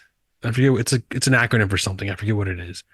But basically in the game it slows down time. It basically freezes time for you and it lets you know where you're standing and where your enemy's standing, how much of a percentage you have to hit this part of their body, their limbs, their head, And depending on like if you're prone, if you're standing up, it gives you better percentages, or how close you are, how far you are. So you can be really far away trying to shoot something. It's going to tell you like 30% chance. No, you don't try. You're going to waste bullets. But then if you're really up close and close encounter combat, there's times when like, hey, you're close to the leg, take out the leg, you got 98% chance, right? So you just put Hmm. all your VATS points, like 4 or 5 shots of whatever gun you have into the leg. Depending on what weapon it is, you can like annihilate that leg. Sometimes they got the helmet on, okay, got 30% chance. They don't have a helmet, 90% chance. You can like, knock their melon off. So that's something that in the game it's known, and in real life and in the show they kind of do something like that. They don't show the percentages, but they show, I forget where it's at, where they slow down time and this person's able to shoot everything like in slow motion, and it's like, oh cool, they showed the VATS mode in Oh the my gosh, game. what scene was that? I'm trying to remember. Yeah, I don't remember either, but you remember that, right? You remember, I don't remember what exactly was Hmm. happening, but I was explaining that to Drew as my point. And I was like, it's so cool because Drew is like in love with the game. He plays it all the time. And Drew was like, I was telling him, it's so cool how they did the VATS part, and this time he's like, I haven't seen that yet. I'm like, oh, my bad. Oh, that's a small thing though. No, but It's still, not like it should give away the it does. story. Yeah, I've done that before with heavier things, but I just feel bad either way. Just like it doesn't. I know it doesn't matter. It's a small thing, but it may not matter to some people. But I just hate No, even I get you though. the smallest things. Yeah, it just sucks. I feel bad. But But there's I mean, stuff it's like cool that that all you got day. to experience that. Yes, yes. I Oh, just wanted to find the I just want to find a video of it so maybe you could throw it on your screen or something when you edit or something. I like Kind of it. like how the VATs work. It's kind of like Mm. a Red Dead Redemption 2 has a system kind of like that. I think it's called Deadeye, where it's like It does. you slow down time. You could That's kind of like I talked about with the guy who took my horse. Like you slow down time, you could point at his head, you get a little red dot, and if you release, it will just automatically shoot the back of his head or whatever. Yeah, you're right. So so It's it the helps same people thing like almost. it helps people like me who I can't aim very well. So I was like, I just do that and fixes it for me. They have that in That- Skyrim. They have that in Skyrim? A little bit. It's a if you're an archer and you get your skill points in the archery tree high enough, you can slow time when you knock your bow if you use the Oh, command. So you slow. You can actually. It's like a focus almost. You can zoom in on your target and slow their motion, so you can actually aim better and shoot at them. So it's basically like a perception thing. Like in your mind, you see things better. So it's I don't remember slow that. time and then zoom in. Those are the two archery tree traits that you want to take to do that. I see so many Skyrim mods that make me really want to play Skyrim. There's one that could you just stop time, you could fire as many arrows that you want, and they'll just sit there until you start time. It'll just all shoot at once. And like that'll be so fun to do. Do it. I want to try to show it to you guys, but I don't know if you guys can hear it. Probably not. I don't know why you can't. It's not letting me give you guys. Oh yeah, it is. There it is. I'm tripping right now. Sorry. Share computer sound. Yeah, of course. Can you see my screen? I see Yes, it. I can see it. Can you hear? Oh, I can hear it. Ooh, Yeah. it's loud. It's a little loud. Hey guys, Jujube here. This will be a quick video for So I can turn this down for you guys. Maybe like half. Yeah, that should be Better? Yeah. good. Better. Hey guys, Jujube here. This will be a quick video for beginners to Fallout and its mechanics. Today we'll be looking at VATS, how it works, and how to maximize your effectiveness while It's Fallout using 4. it. So VATS, or Voltec Assisted Targeting System, can be used to slow down time while your character is in combat. It also allows you to target multiple enemies or multiple parts of an enemy. Using your action points, you can queue up a few shots and unleash them in a dramatic fashion. So each limb and section of an enemy will have a health bar attached to it. So targeting a damaged part of an enemy's body will give you the chance to cripple that body part, rendering it useless. So crippling a leg will slow their speed, crippling an arm might make them less effective with their current weapon, etc, etc. If you find that you keep running out of action points, invest some training in agility. Agility determines how many action points your character has. So a high level in agility will mean that you have more action points to use in VATS, allowing you to target more enemies. So keep in mind though, a heavier weapon takes more action points to use in VATS. And if you run out of ammo, you may not have enough action points to reload and continue firing. The critical meter is also a very important part of VATS. Landing hits on enemies will partially fill this critical meter, and once it's full, you'll have the option to execute a critical hit, which deals extra damage, it never misses, and it's usually over the top and particularly messy. The luck attribute determines how fast your critical meter fills. So invest some points here, and you'll be dealing crits like nobody's business. If you find your character is constantly missing easy shots in VATS, invest some training in perception, as characters with higher perception will have higher accuracy while in VATS. Here's a helpful tip. Try to avoid doing anything that will drain your action points before using VATS, like sprinting or holding your breath while aiming down sights with a sniper rifle, as you'll need all those action points to deal maximum damage.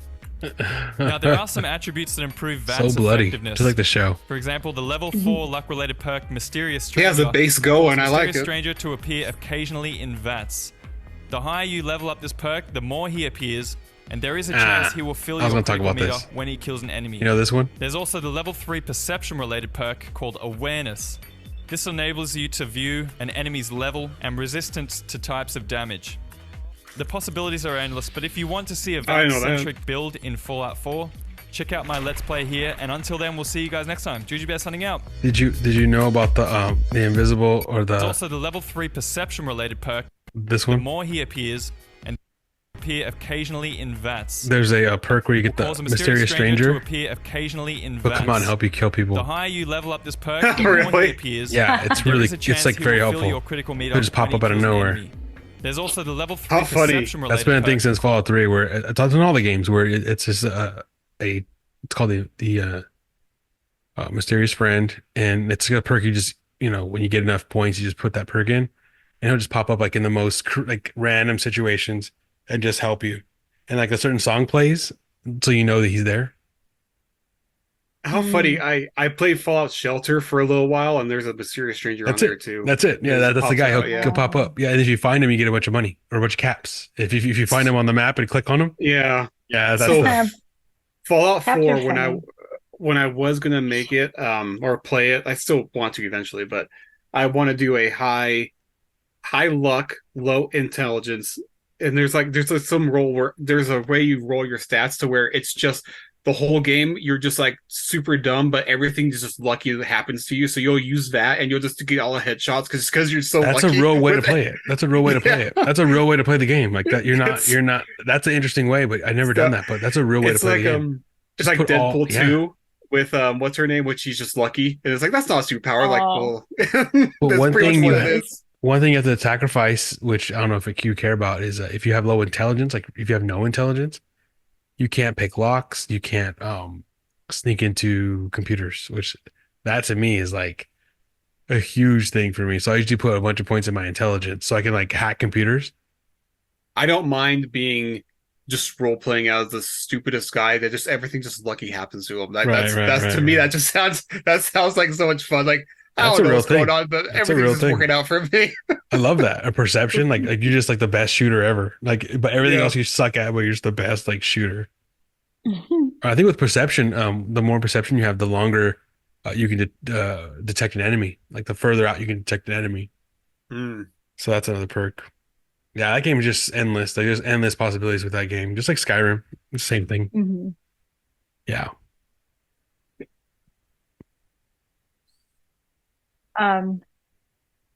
So I kind of had a moment where I was laughing at myself because I was thinking about the Fallout, the Pit Boy on your arm that, has all these features, does all these things for you.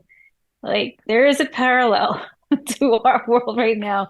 Like how many of us have smartwatches? Yep. It drives me nuts because I didn't realize how much I use it now. And this is a very short time that I've had this thing. I'm like, is that where things move on to? Because it didn't look like they had anything like that until Cooper's wife put it on. It's like we've had kind of like, there was a Fitbit and all that stuff, and it didn't really do a whole lot. But now I'm like, I use it to contact people. I use it to turn things on and off. Sometimes you could check your bank account. The only thing I can't do is, like interface with it in a way, like I do with like the phones. But I You mean, even will. like the phones, it's kind of scary because there are a lot of parallels, and things may not progress as like fantastically as they did in the show, but where are we going with this? Yeah. We have AI. We have AI now. Have And you ever it's like, seen the movie Blackberry? no. You heard about it? Is that a documentary about the BlackBerry? No, it's a real movie. It's a movie about it's kind of like that Facebook movie with the you know what I mean? With John Justin Timberlake and the other guy where they're like it's basically like that. It's Glenn Howerton, the guy who plays Dennis in It's Always Sunny in Philadelphia. He Oh plays yeah, like he like shaved his head like bald. He looks like an old man. It's crazy. But it's him and it's Jay you ever seen the This Is the End with Seth Rogen? yeah. Jay Baruchel? Yeah. Jay Baruchel. Him. Goon. He's in Goon. Um it's him and Glenn Howerton and they basically are talking about how BlackBerry, how they were able to like thrive in that generation before they were thriving before iPhone came out, and iPhone Mm. ended up killing them. And that's not a spoiler, but that's the ending. It's not a spoiler because we all lived through it. We know that. I mean, at least us here.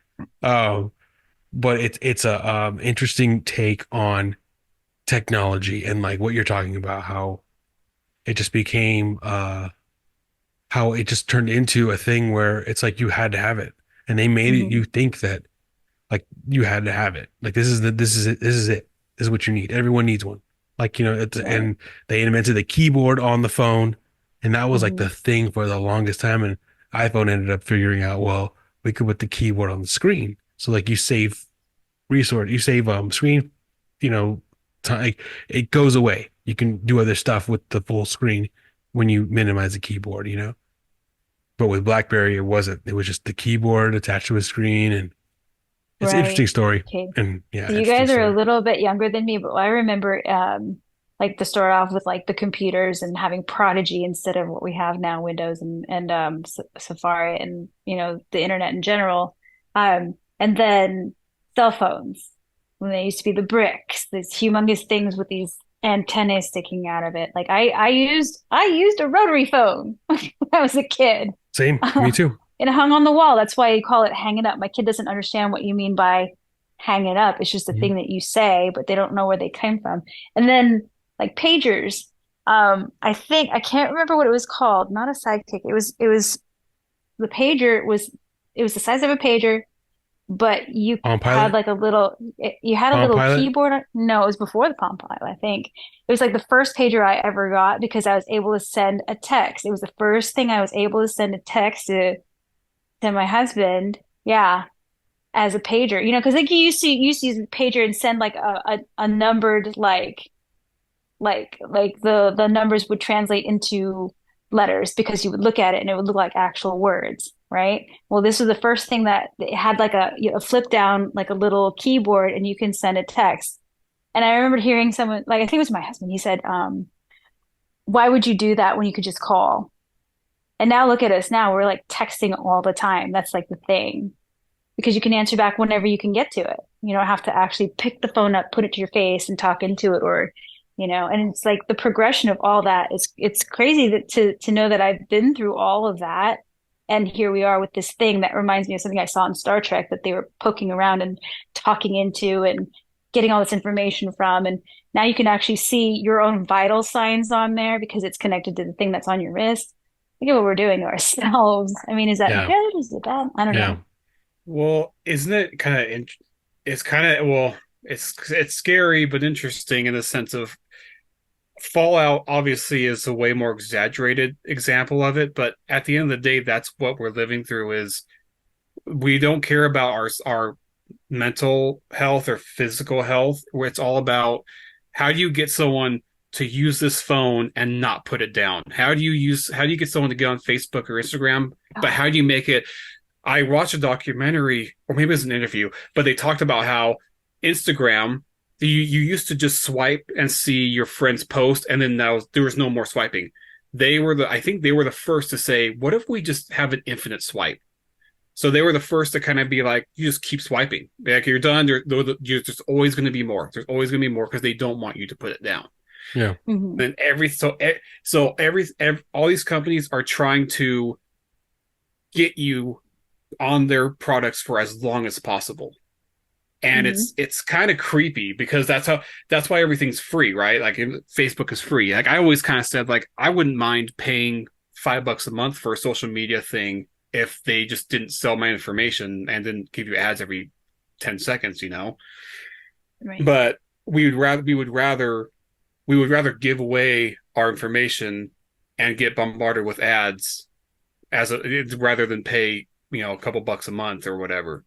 But that's what they prefer because they make so much more money by taking your information and selling it to whoever. And anyway, that's my rant for the day.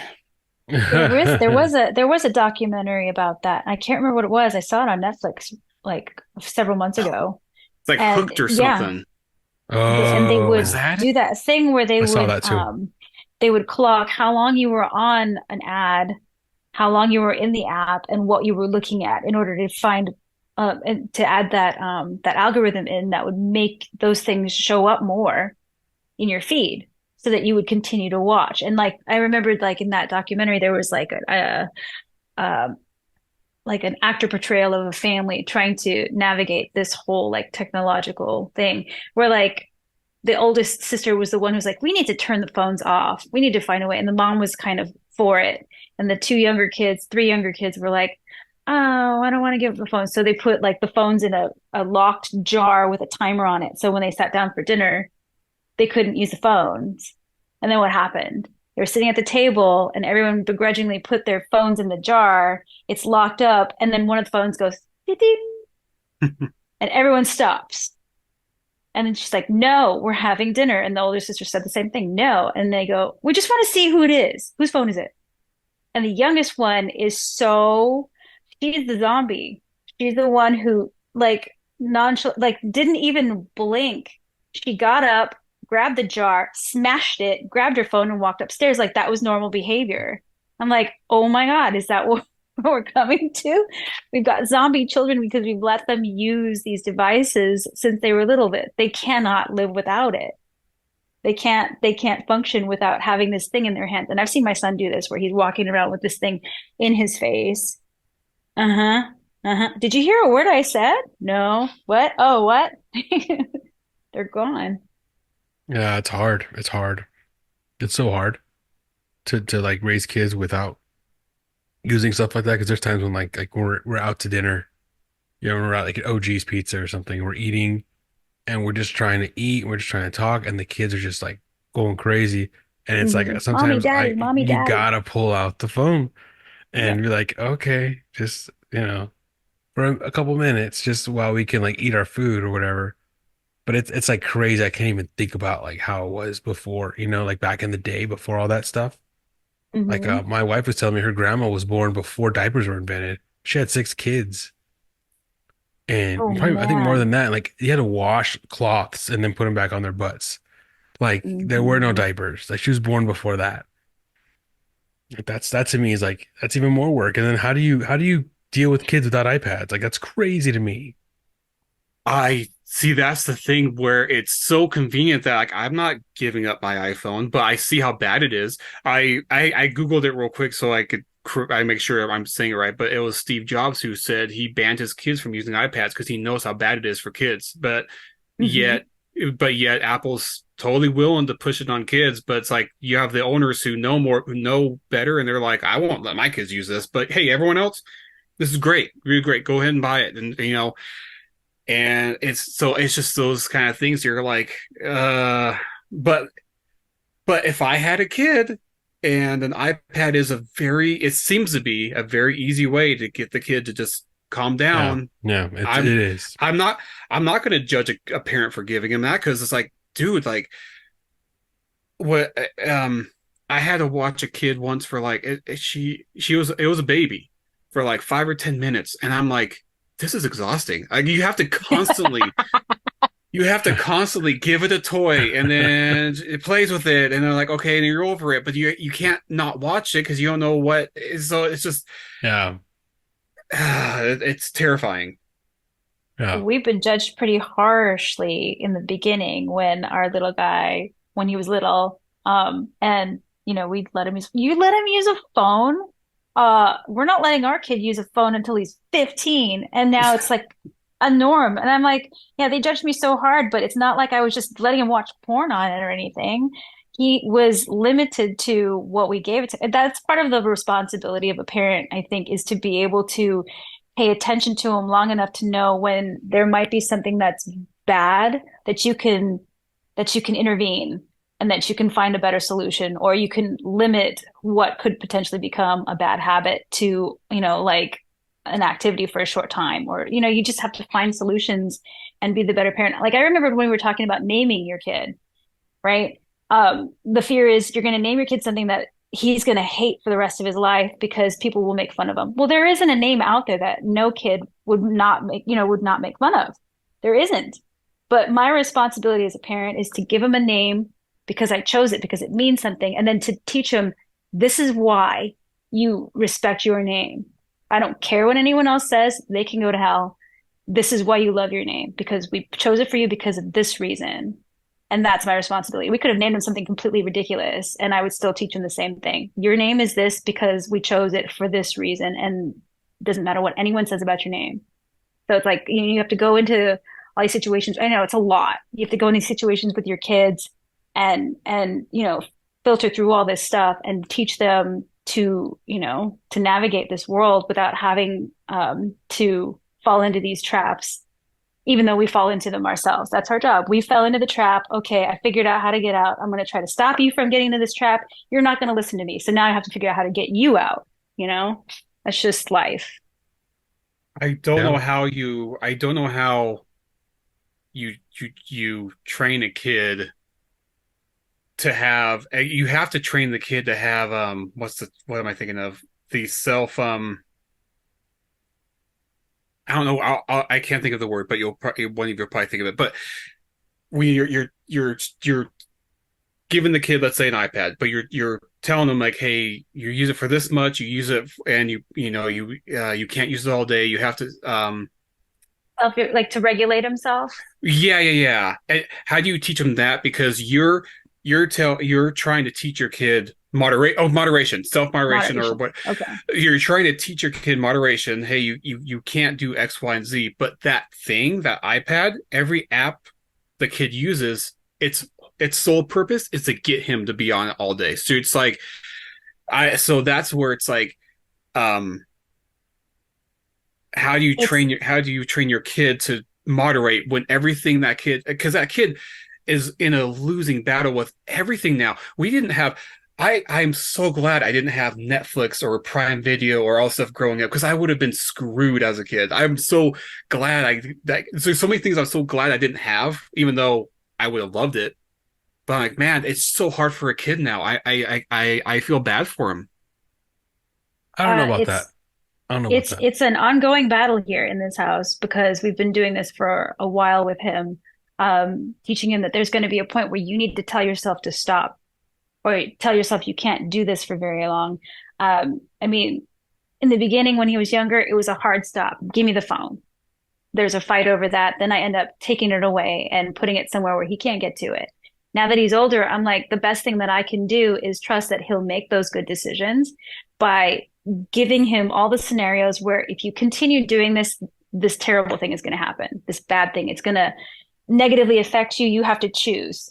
Do you want to? And then he'll even come back with sometimes, well, I'm not going to do that. I mean, I know when to stop.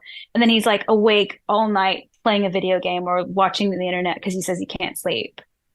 And it's like, well, if you wake up in the morning and you're too sleepy to get yourself ready for school, or you're in class and you can't study, you can't understand what's going on because you're so tired, you're going to fail class, which means you can't get into the college that you want, which means you can't get a job, which means you can't have all these cool things that you want. Or I punish them. Like, you know what? If you don't turn that off, I'm taking all your stuff. No phone, no, it's case by case with every kid. And there's a lot of trust that has to happen here somewhere. when you have to give them a chance to make those decisions themselves. It's not an easy balance. There's no manual. They don't give you like this is the exact way that this you're going to make this happen. They're not like it's a challenge, and Yeah. it's something that you just kind of go through and you do it and see what works and what doesn't. Yeah. It's Did I rough. just scare you from having kids? I just can't help but just compare it to, and that's where I just feel bad for kids because it's like I think about if I ordered something online, I knew it was going to be a week and a half, maybe 2 weeks to get literally anything. And then Netflix, I remember when we first got when I had my first job, it was kind of when the first thing came out where you get one DVD, then you ship it out, then you wait for the next one to come in.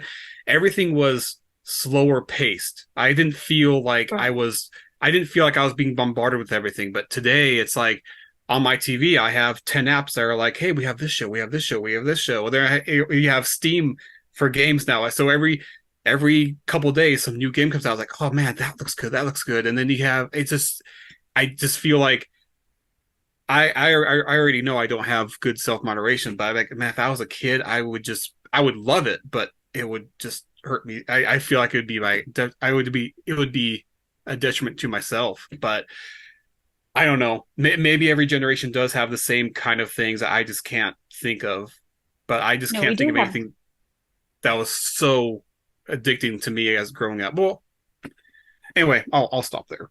No, we do have that problem with delayed gratification. Like the kids that, these days they don't have to wait for a commercial to end to continue the episode of the show that they're watching. Yeah, They don't yeah, have to wait a week for the show to show up again.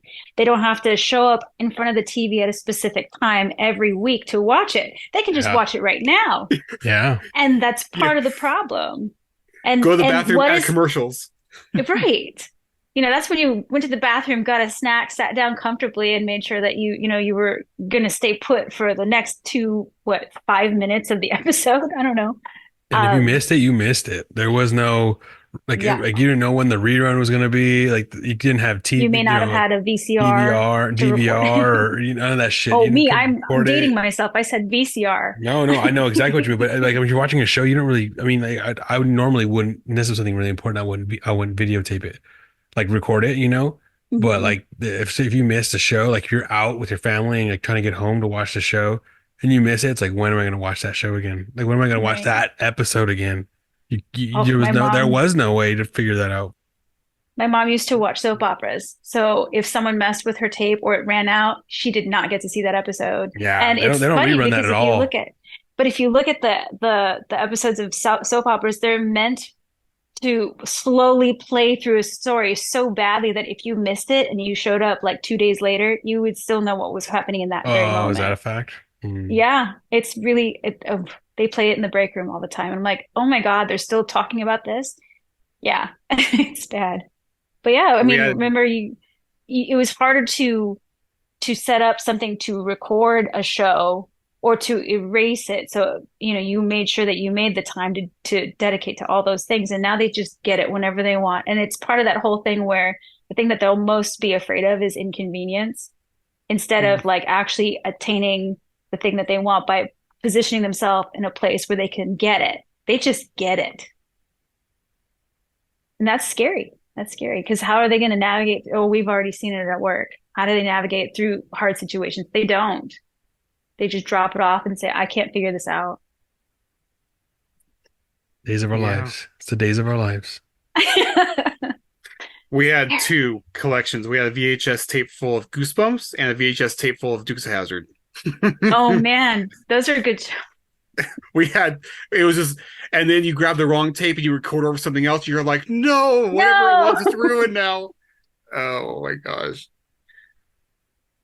But no, Yeah, you're right. no. One of our family things was once a week we had Everybody Loves Raymond. We had no way to record it because we were really slow on getting any kind of TV or recording. So it was like if you missed it, they would just go. You just wouldn't see it. Like they might do reruns sometime later throughout the week, but there is something to that to where it's like, hey, this at this time we're going to be doing this, or at this time I'm going to do this. But now that everything's just thrown at you, it's like I feel that I think that's where I kind of started to get to a point where I'll be in the middle of a show, but as soon as I kind of just drop off a little bit, I just drop it because it's like, well, I don't feel, I don't know what it is. I don't think I used to be like that. I think this is just stuff that just happens now that everything's thrown at you at once. So I could just like, it's like being a kid and being given 30 toys and you're like, oh, cool, I could just play with this for a second, but I have something else over here I'm going to It's play with exactly anyway. So what who it is. It's cares? Yeah, exactly what it is. That's exactly what it is. You exactly. have So, It's a good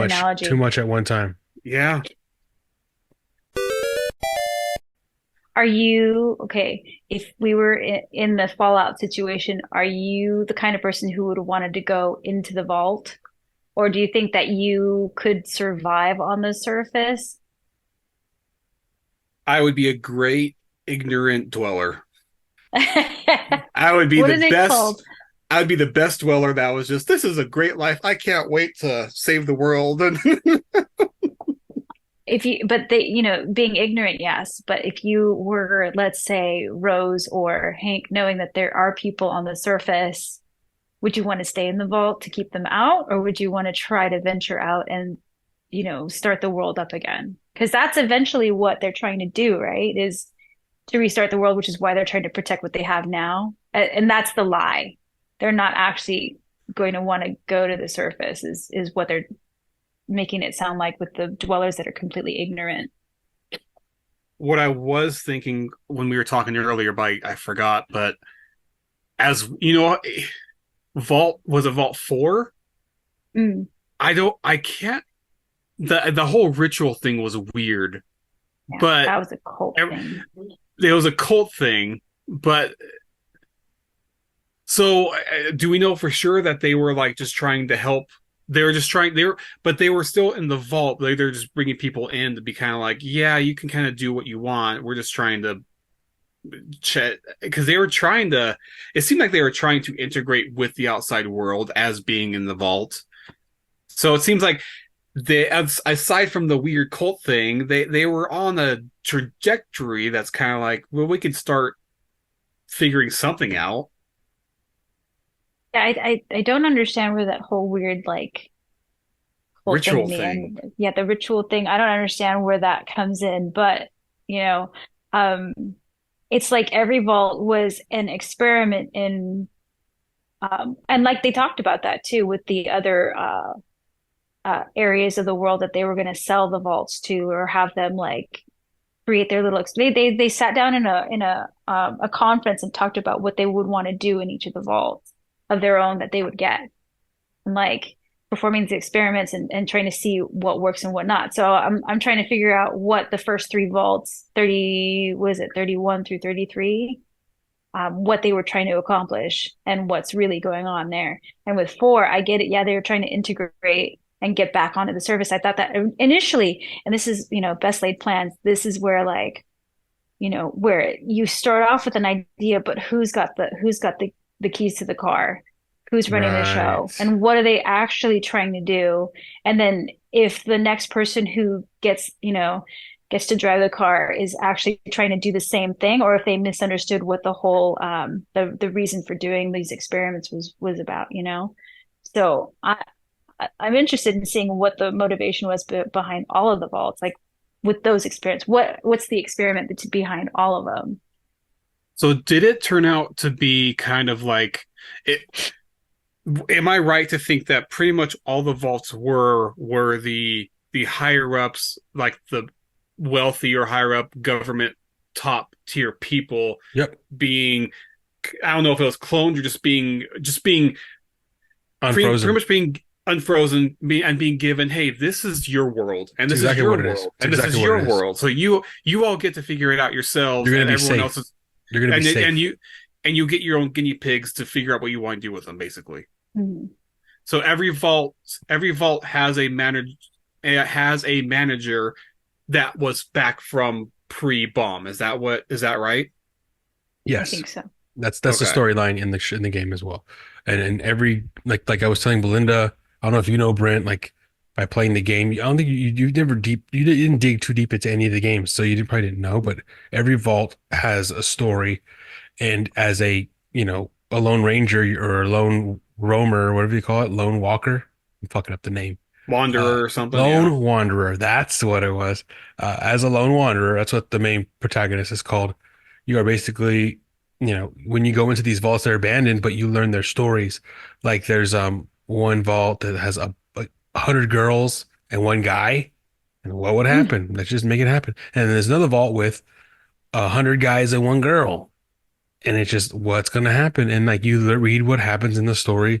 And I was telling Belinda, there was this one story in New Vegas where you go into a vault and you just walk in and it's like empty, abandoned. And you read the holotapes and you read like the computers, like just like the kid did the son did. I forget his name, the one that stayed in the vault, the Yeah. brother of Lucy, Mhm. Norm. Norm. Like you know how he would click on the computer, like you do that in the game. Like you're constantly doing that in the game. That's why I have my intelligence up so high. You can crack into it, and then you could decode it and read everything that's in it, and you learn the story of what happened. I forget what vault number it was, but this is a vault where they put a bunch of people in a vault, like 100 maybe, and basically it's like an AI computer that tells them every year there's not enough air in here to last you guys, so to last forever. So basically every year you have to sacrifice one person, and so that's the deal. So it's up to you guys how you want to do it, but just that's the deal. And or else they're all gonna die.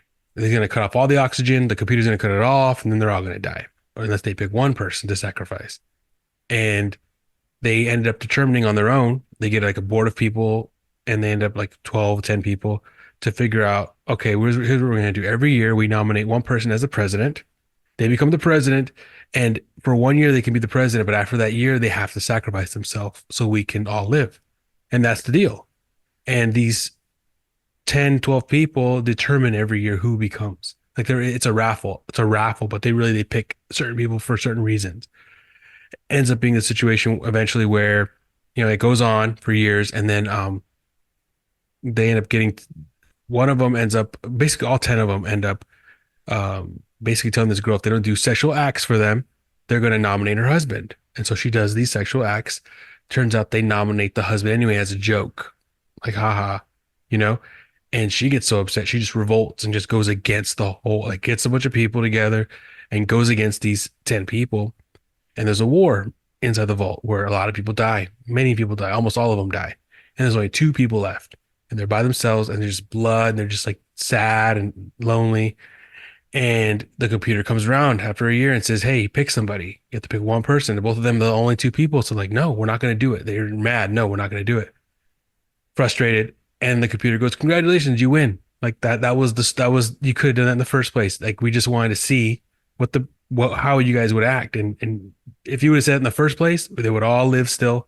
It would have been a normal thing. Oh And these gosh. two people end up just they end up taking off their vault suits because obviously they go out to the world. They're so ashamed of it. They go out into the world, and that's all you know. That's all you know is that these two people lived, went back out into the world somewhere, and you go in there and you read the story. You read it. You can choose to go in there and loot all the shit and not read the story as well. But if you read the story, you hear the story, and it goes into detail. Like I'm showing you like the bigger picture of it, like the outer. It goes deep. Like Right. you Right. end up going into more, but it's really, really intense. Like they would do fucked up shit. Vaultec would do some fucked up shit. Like there's other shit. Like if you read Yeah. it, it's so like there's one where they try to turn everyone into super mutants, and that's what is the cause of super mutants is like this one experiment. And you see super mutants out in the Ooh. world, but a vault is the reason for it. They were just Oh my gosh. experimenting on people, turning them into super mutants. The the scene, I don't know which, I think it was the second to last episode where like something's breaking through the door and you're watching it was in Vault 4 Right. when she's watching the thing. Is that a Deathclaw? Deathclaw Um, was a human at some point, right? Probably. Or it probably was a death claw. You're right. They never showed a death claw, huh? That's like a They main haven't, monster but in Fallout. I saw that. I'm like, they have to at least tease a Deathclaw because I think You're like that's right. such a big thing. That's right, death claw. Yeah, you're right. Because Scary. I don't, I'm assuming a Deathclaw is just an experiment on the human that just goes Maybe. crazy. Because this is a different story. Like yeah, they would experiment on people, but it was a different. It's crazy. It's hard to explain. There's so many different stories that you end up like. I forget they bleed all bleed together. But Vaultec is basically evil, Mm. and you know Well, I that mean, from because they're playing they're it. treating people like they are like scientific experiments and Hmm. things that you can just fuck with and play God with without giving them options, just doing it. Right.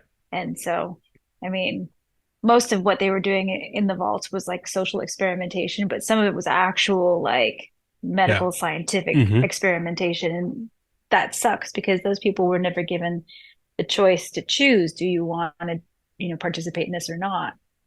And then you get to see the ugly side of humanity and like all the little situations where people can go in and make a choice and hurt no one, hurt someone they love, or hurt everyone. And it's like, oh, you didn't know you were capable of it. But that's the thing that people don't want to believe is that, yes, you in the right situation are capable of doing really awful things if given the chance. Right.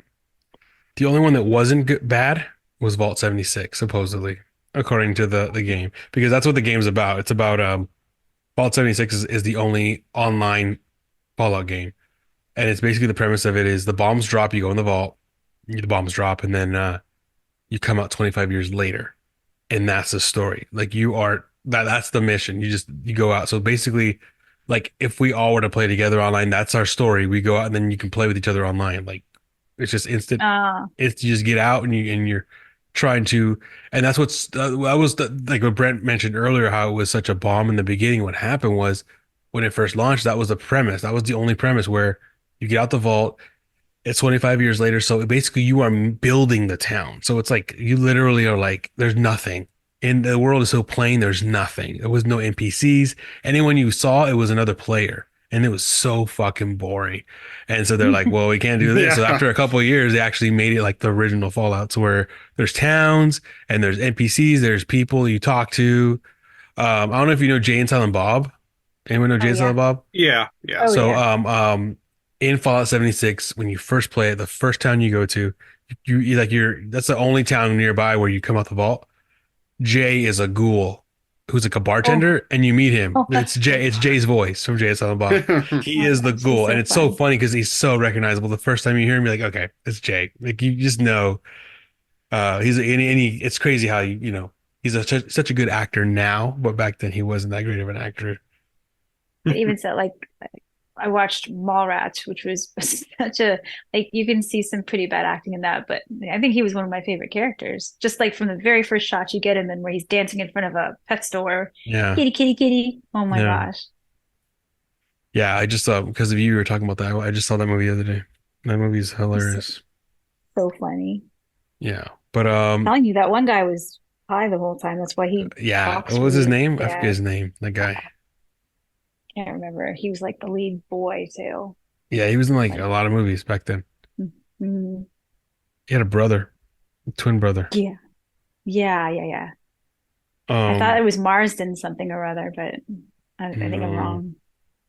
but yeah. Fallout 76 is fun. It's a fun online game now, and even then, it's just like it's just so grindy. I just get tired of it. But the Fallout show was good. It was very accurate to the game. I was surprised. I really thought they were going to fumble this one, just like Starfield. What they did that was very smart, and I regret not buying 76. But on the weekend the show came out, the Fallout, like all the Fallout games were like $5, and I bought Fallout 4. But I'm like, shoot, I should have bought 70 because 76 is back up to $40. But it was $5.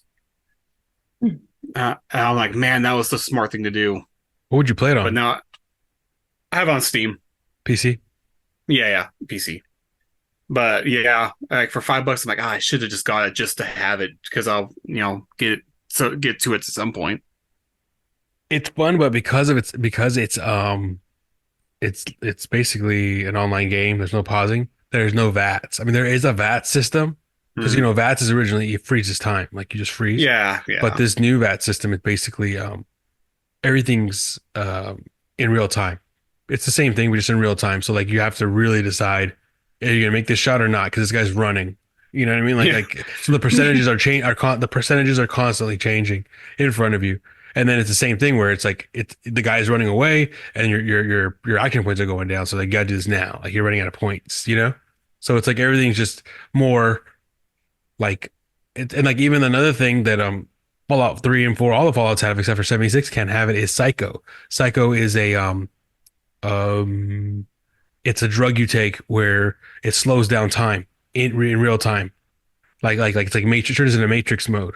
Right? You remember Mm. that? And so like if especially if you're like a melee character, you're moving in real time, but everything's slow. So like you can have like a bat or like a spiked bat and you're just like railing on this guy, but he's just like barely coming at you. And you're just like bah, bah, bah, bah, which was so convenient about Psycho. Or like even with guns, like you're just like with a machine gun just blowing him up. And he's like, it's like slow. It's like Matrix. Like you're just like, that's what's cool about Psycho. But you can't use that. There is no Psycho in Fallout 76. There is no such thing as Psycho because there's no point of it. Mm. You can't slow down time like that because it's just a real live game. You're playing with real people. Well, I know we're kind of bouncing around, but I'm thinking another game I got for $5 a few months ago was Elder Scrolls Online. So I told Belinda about when I got that, and it made me realize just like how crazy in depth Skyrim and like that whole world of Elder Scrolls is. And it's like I really would like to learn more about it. Do they have books on that stuff, Belinda? Like, is there like, or is it kind of I just like in the video game world? I don't know because I think I stepped away when we started trying to play. My kid was old enough to play, and we tried to group. Now, I started with EverQuest back in the day, and Yes, then moved on to yes. World of Warcraft. So I'm used to that online, group play kind of situation where you have a tank, you have a healer, you have, certain characters that were playing a role, and you would go out in group and battle together, or dungeon delve or whatever. And so when ESO came out, we wanted to play with our kid, and all he wanted to do was poke things, do that weird, character thing where it looks like he's squatting or whatever, and then orbit Yeah. me. I'm like, dude, you're in the tank. Go attack something. And he's like, look at me, look at me. I'm like, no, he can't play. We can't play with him. Yeah. Now he's 15 and he's like, Mom, do you want to play Fallout? I can show you how to play Fallout. Oh, do you want to play ESO with me? Oh, we can play. I'm like, I know you guys want me to play with you. It's so funny because I think that he could do it now, and he's actually way more knowledgeable about these games than I am. But um, as far as it being like there have been books, I don't know. If anything, I think that would be like an after thing. Um, No, it's and just the I think it's just the gameplay, game. Yeah, yeah. because Elder Scrolls. Oh, Oblivion, sorry. Oblivion was before that. That kind Hmm. of expanded on the Yeah. world too. Mm, Never played that one. me either. Um, Elder Scrolls Online is such an interesting. I guess this is another thing that we could spend hours talking about, but it's such an interesting like game where it's like it is an MMO, but it's so much like a single player action RPG that you don't. It's like a really good thing of both worlds. Like a game like World of Warcraft and especially, oh my gosh, especially EverQuest. It's like they were like, no, you are doing this role, and then that's all you're gonna do. Whereas Elder Scrolls is like, yeah, you're this role, but you can literally have any class become any role, and for the most part, they're all like solo friendly. So you can just go explore the world and just do so many things on your own. EverQuest was so much fun, but I would never play it again. I actually tried playing it again, but like, I can't. It's so hardcore that's like no. Mm. Like you will sit there and kill beetles for 8 hours to try to get a level or like what? It's like no, I can't do those. Oh, I hate I grinding like can't. Oh that. my God. Hate Dude, grinding like that.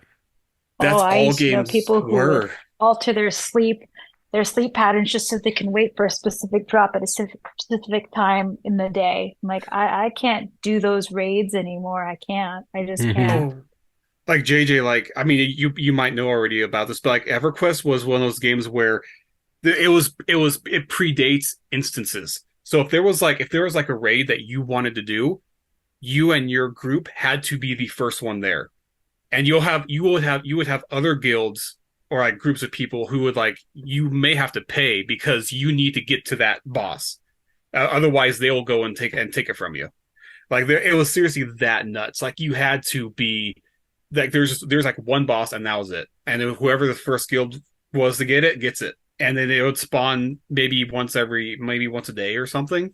But Really? that's how crazy and all the dungeons were open. So it's like Once a you day? That's how you get people Hmm. stuck. It might have even been longer. I honestly don't know, but I just know that those games were like they were very like you had to Wow. dedicate your You got life to to do be that. there Oh or yeah. you're Yeah, missing out. And were you you had ever to a be. caster in EverQuest? Were you a caster? I was a Because you okay.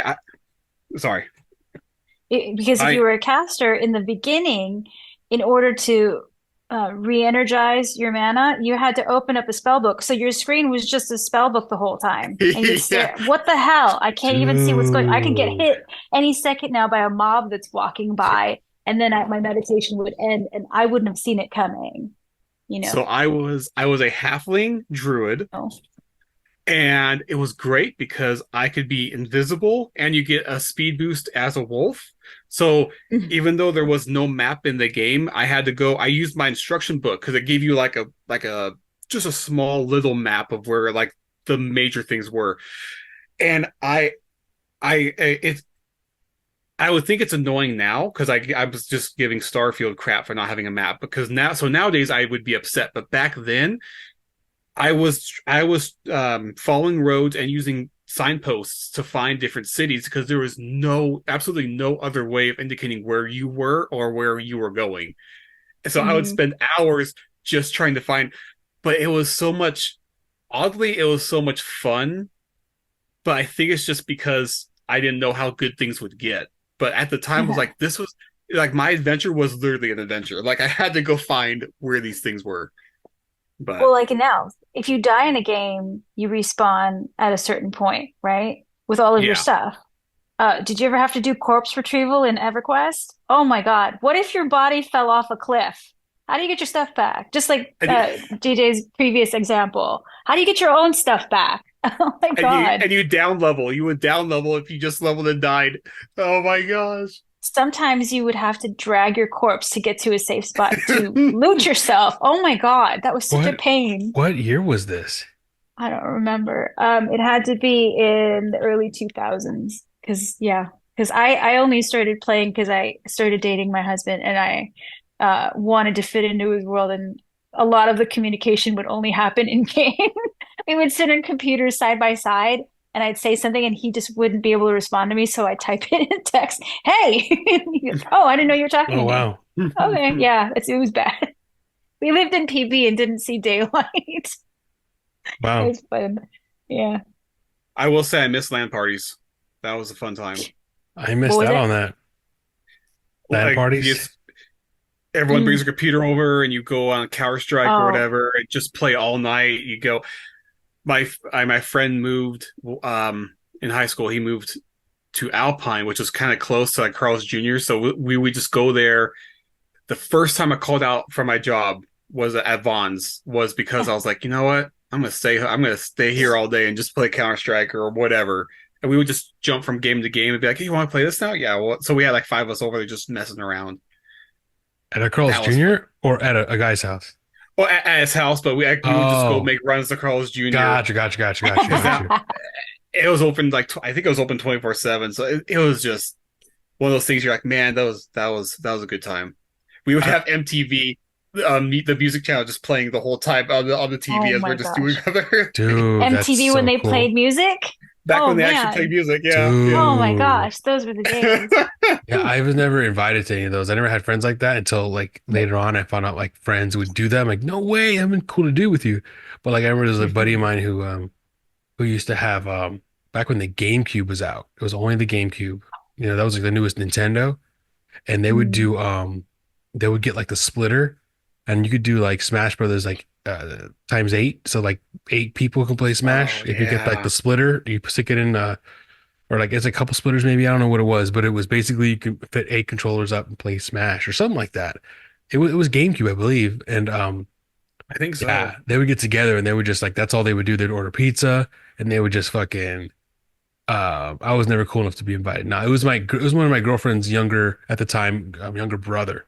So it was like it would be weird. He was really like a little bit younger than me. So at the time, and even now that I look back, it wouldn't have been weird, but I feel like it'd been weird to hang out with my girlfriend's little brother. But no, I wouldn't have been. I was just like in high school and stupid, you know, like the age gap is Yeah, way yeah. different in high school than it Mm. is like when you just get out in the real world. So like, Yeah. I don't want to be a senior hanging out with this freshman, you know?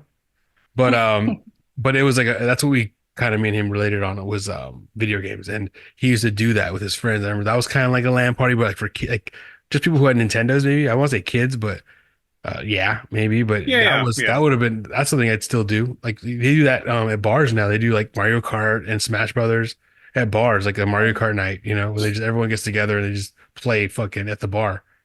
Mario Kart. Well, yeah, like LAN parties. I guess I don't use the word correctly because back when I did LAN parties, the internet was a thing. But like the first time I saw a legit LAN party was at my friend's house when I was probably 11 or 12. But that's back when the internet existed, but it was more of all connected your computers together and made your own Mm. intranet in your house to play like 16 player games or whatever. So you would have like a garage with like, yeah, 15 people with their computers set up all connected because the internet, it was there, but it wasn't fast enough. You would not be able to have 15 people online at once, like I in know a what you mean. house. I know what you mean. Yeah, So they did that with Halo back in the day, like the Halo parties. You yeah, bring your yeah, yeah, yeah. Xbox and your TV, and you would all play Halo together, but like you're next to each Yeah. other, so you're basically playing. What is it called now? It's something local play or yeah, local LAN, play. But like now you call it local local LAN. play, but everyone had their own shit. Oh, Like you're right. It does say, yeah, everyone bring their own TV too. Like it was like local play. Like Oh yeah. yeah. kind of like with It you says with local your play. laptop, Yeah. but people would bring their like console players would bring their whole TV, you know what I mean? Oh yeah, yeah. Like just to fucking to get into it, together. I remember Halo was one of those ones where it's like you're not online, but you could play together. Or you are online because you're all playing. I don't know how to explain it. Maybe I'm wrong. It's an internal network that you're all playing on for Right. local play. Right. That and Smash Brothers were like really like the top two, and you would have like competitions. So people would like Right. you have a straight up competition like at someone's house or at a bar or whatever, and they would have these competitions going. And those were always really. I've never been to like a competition, but those are always like Right. seem like a lot of fun. Yep, I've heard of those. It's crazy Mm. shits. And then you guys in your what's it called? Uh, what's the fucking one in the early 2000s you guys talking about? Oh, like EverQuest. EverQuest. Fuck, I knew guys who may play that too. I never played it, but I knew guys who played that and sounded. I didn't know it was like that, where you had to like be there for the event. Because there's events now and everything. Like I played what's that? Reminds me of I don't know what it's called. Never mind. Halo made it. The guys who made Halo made it. Bungie.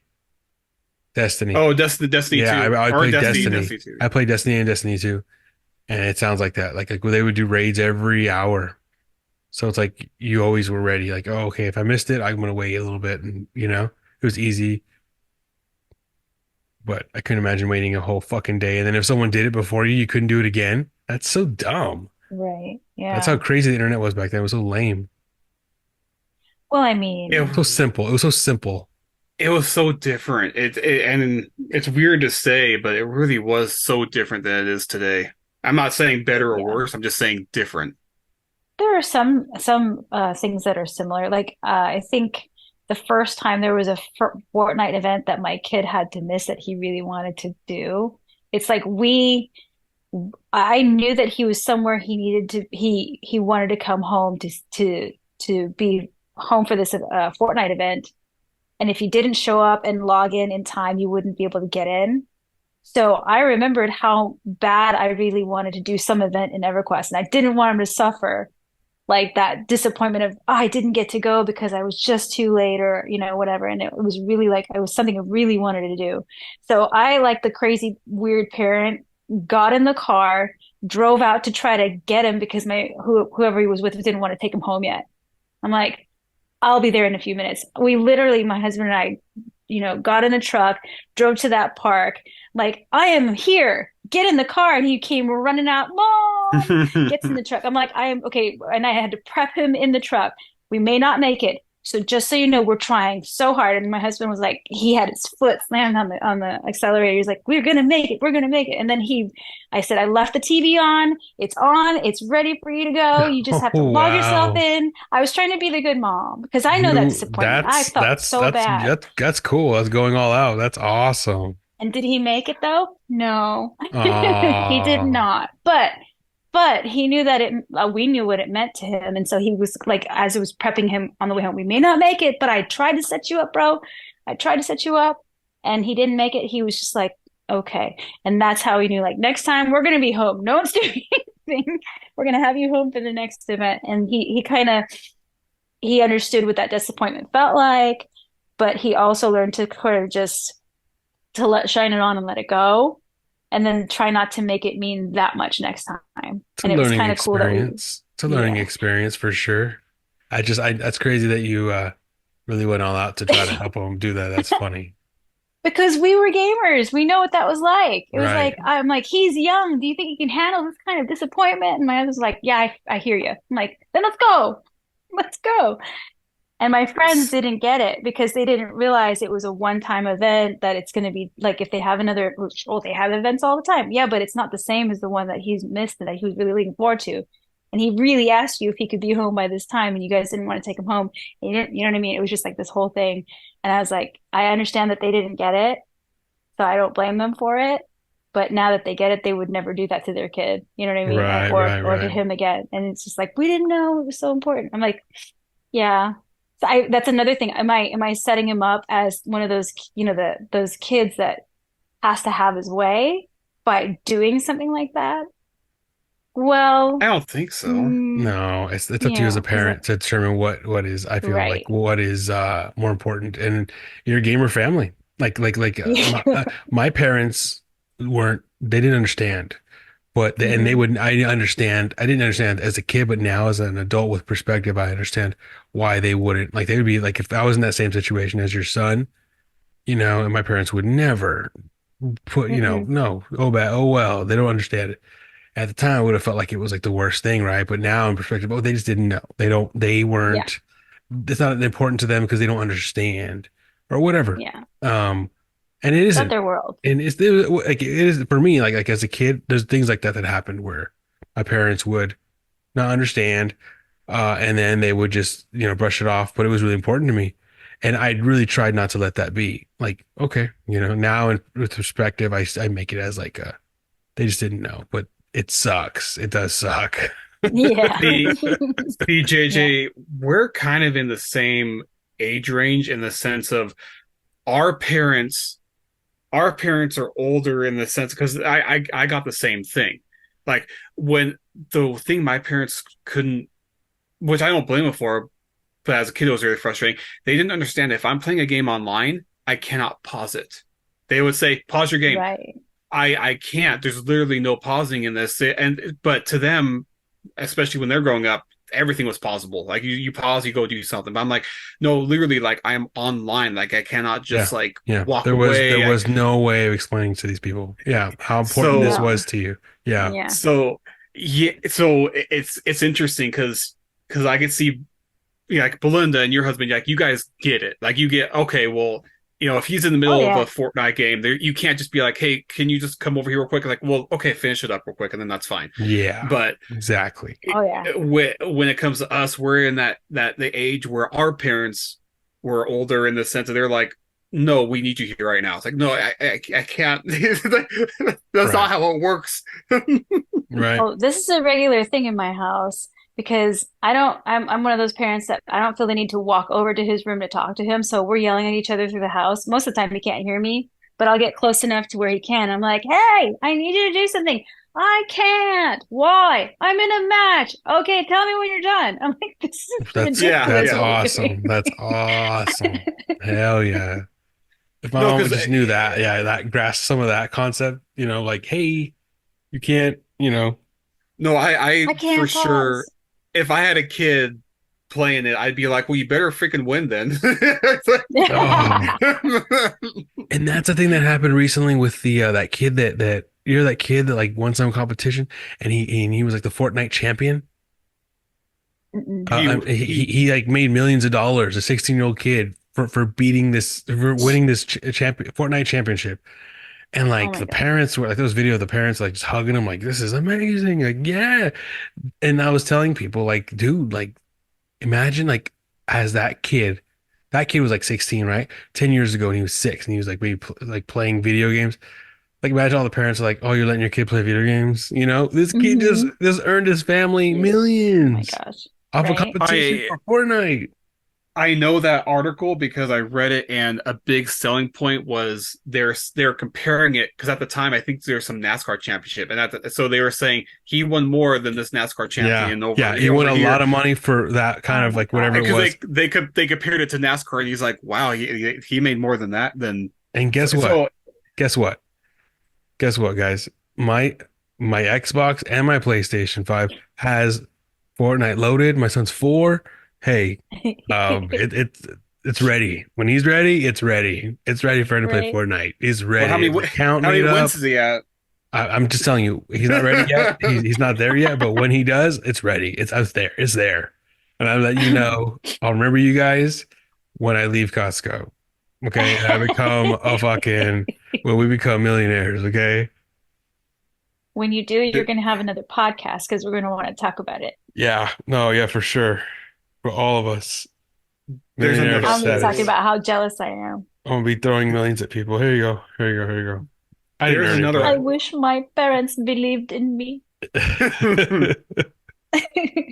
there's another whole conversation we could have about how streaming and these championships are changing the player base also because like Belinda like those the games when they were older like it was intense but it was also like it was a lot more about community and just kind of like chilling where I think Mhm. now everything's competitive and every kid, not every kid, I won't say every kid, but they see YouTubers and streamers with thousands of followers, and so it's all about yeah.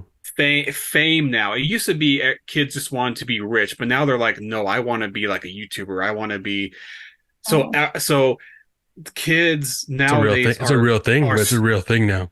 they're stressing YouTuber is a more. real fucking Like if you go on Call of Duty now, it's like people being sweaty, like they are like really good. But back when I used to play, it was kind of like we were all on the same level of like we're just here to have fun. You might have one or two like really good players you'd come across, but for the most part, we're just kind of goofing around. But now right. everyone plays it like no, like my life's depending on this win. But I'm not saying it's good or bad. I'm just saying it, but it has changed the arena, I guess, of like competitive gaming. Definitely. yeah, I'll believe that. I mean, from the things that I hear from my kid's mouth when he's playing right now, I'm like, it's just a game. What's your problem? This guy's trash, blah, blah, blah. Like, dang, I don't think I was that mean to people when I played, but then I was just in it for fun. Like if I'm, rating or playing in a game that's, multiplayer, I was just out to have fun. If I did anything, we were just doing that. You're right, it was community. You were just doing something together with a group of people. Hopefully you pass, but if you fail, oops, try again tomorrow or next week or whenever that dungeon opens up again, that Well, instance. it also depends on the game because like Call Yeah. of Duty is such a toxic game for people just to get on and like that's known to be a toxic like you know lobby. When you're getting in there talking to people, you could just hear it from the lobby, just how fucking disrespectful and just how it just and like I'm sure EverQuest people like if that game is that game still out there? Like, can you still play it online? I'm Oh yeah, pretty you can sure still you play it. can. So like Yeah. I'm I sure that community is yeah. way different than the Call of Duty community. Like I'm sure if you get on EverQuest, they're more people are more polite, more kind to help you out. Same like Fallout 76. That's kind of why I play that game. The community is known to be most of it. A lot of it's junk people, but there are a lot of good people who like if they because you only come out like, all the new people are the only ones who come out of Fallout 76. So like they'll leave stuff for you. Like you can discard all your items there. Anything you don't want, and the first person to find it that comes out the vault is going to take it. I don't have anything.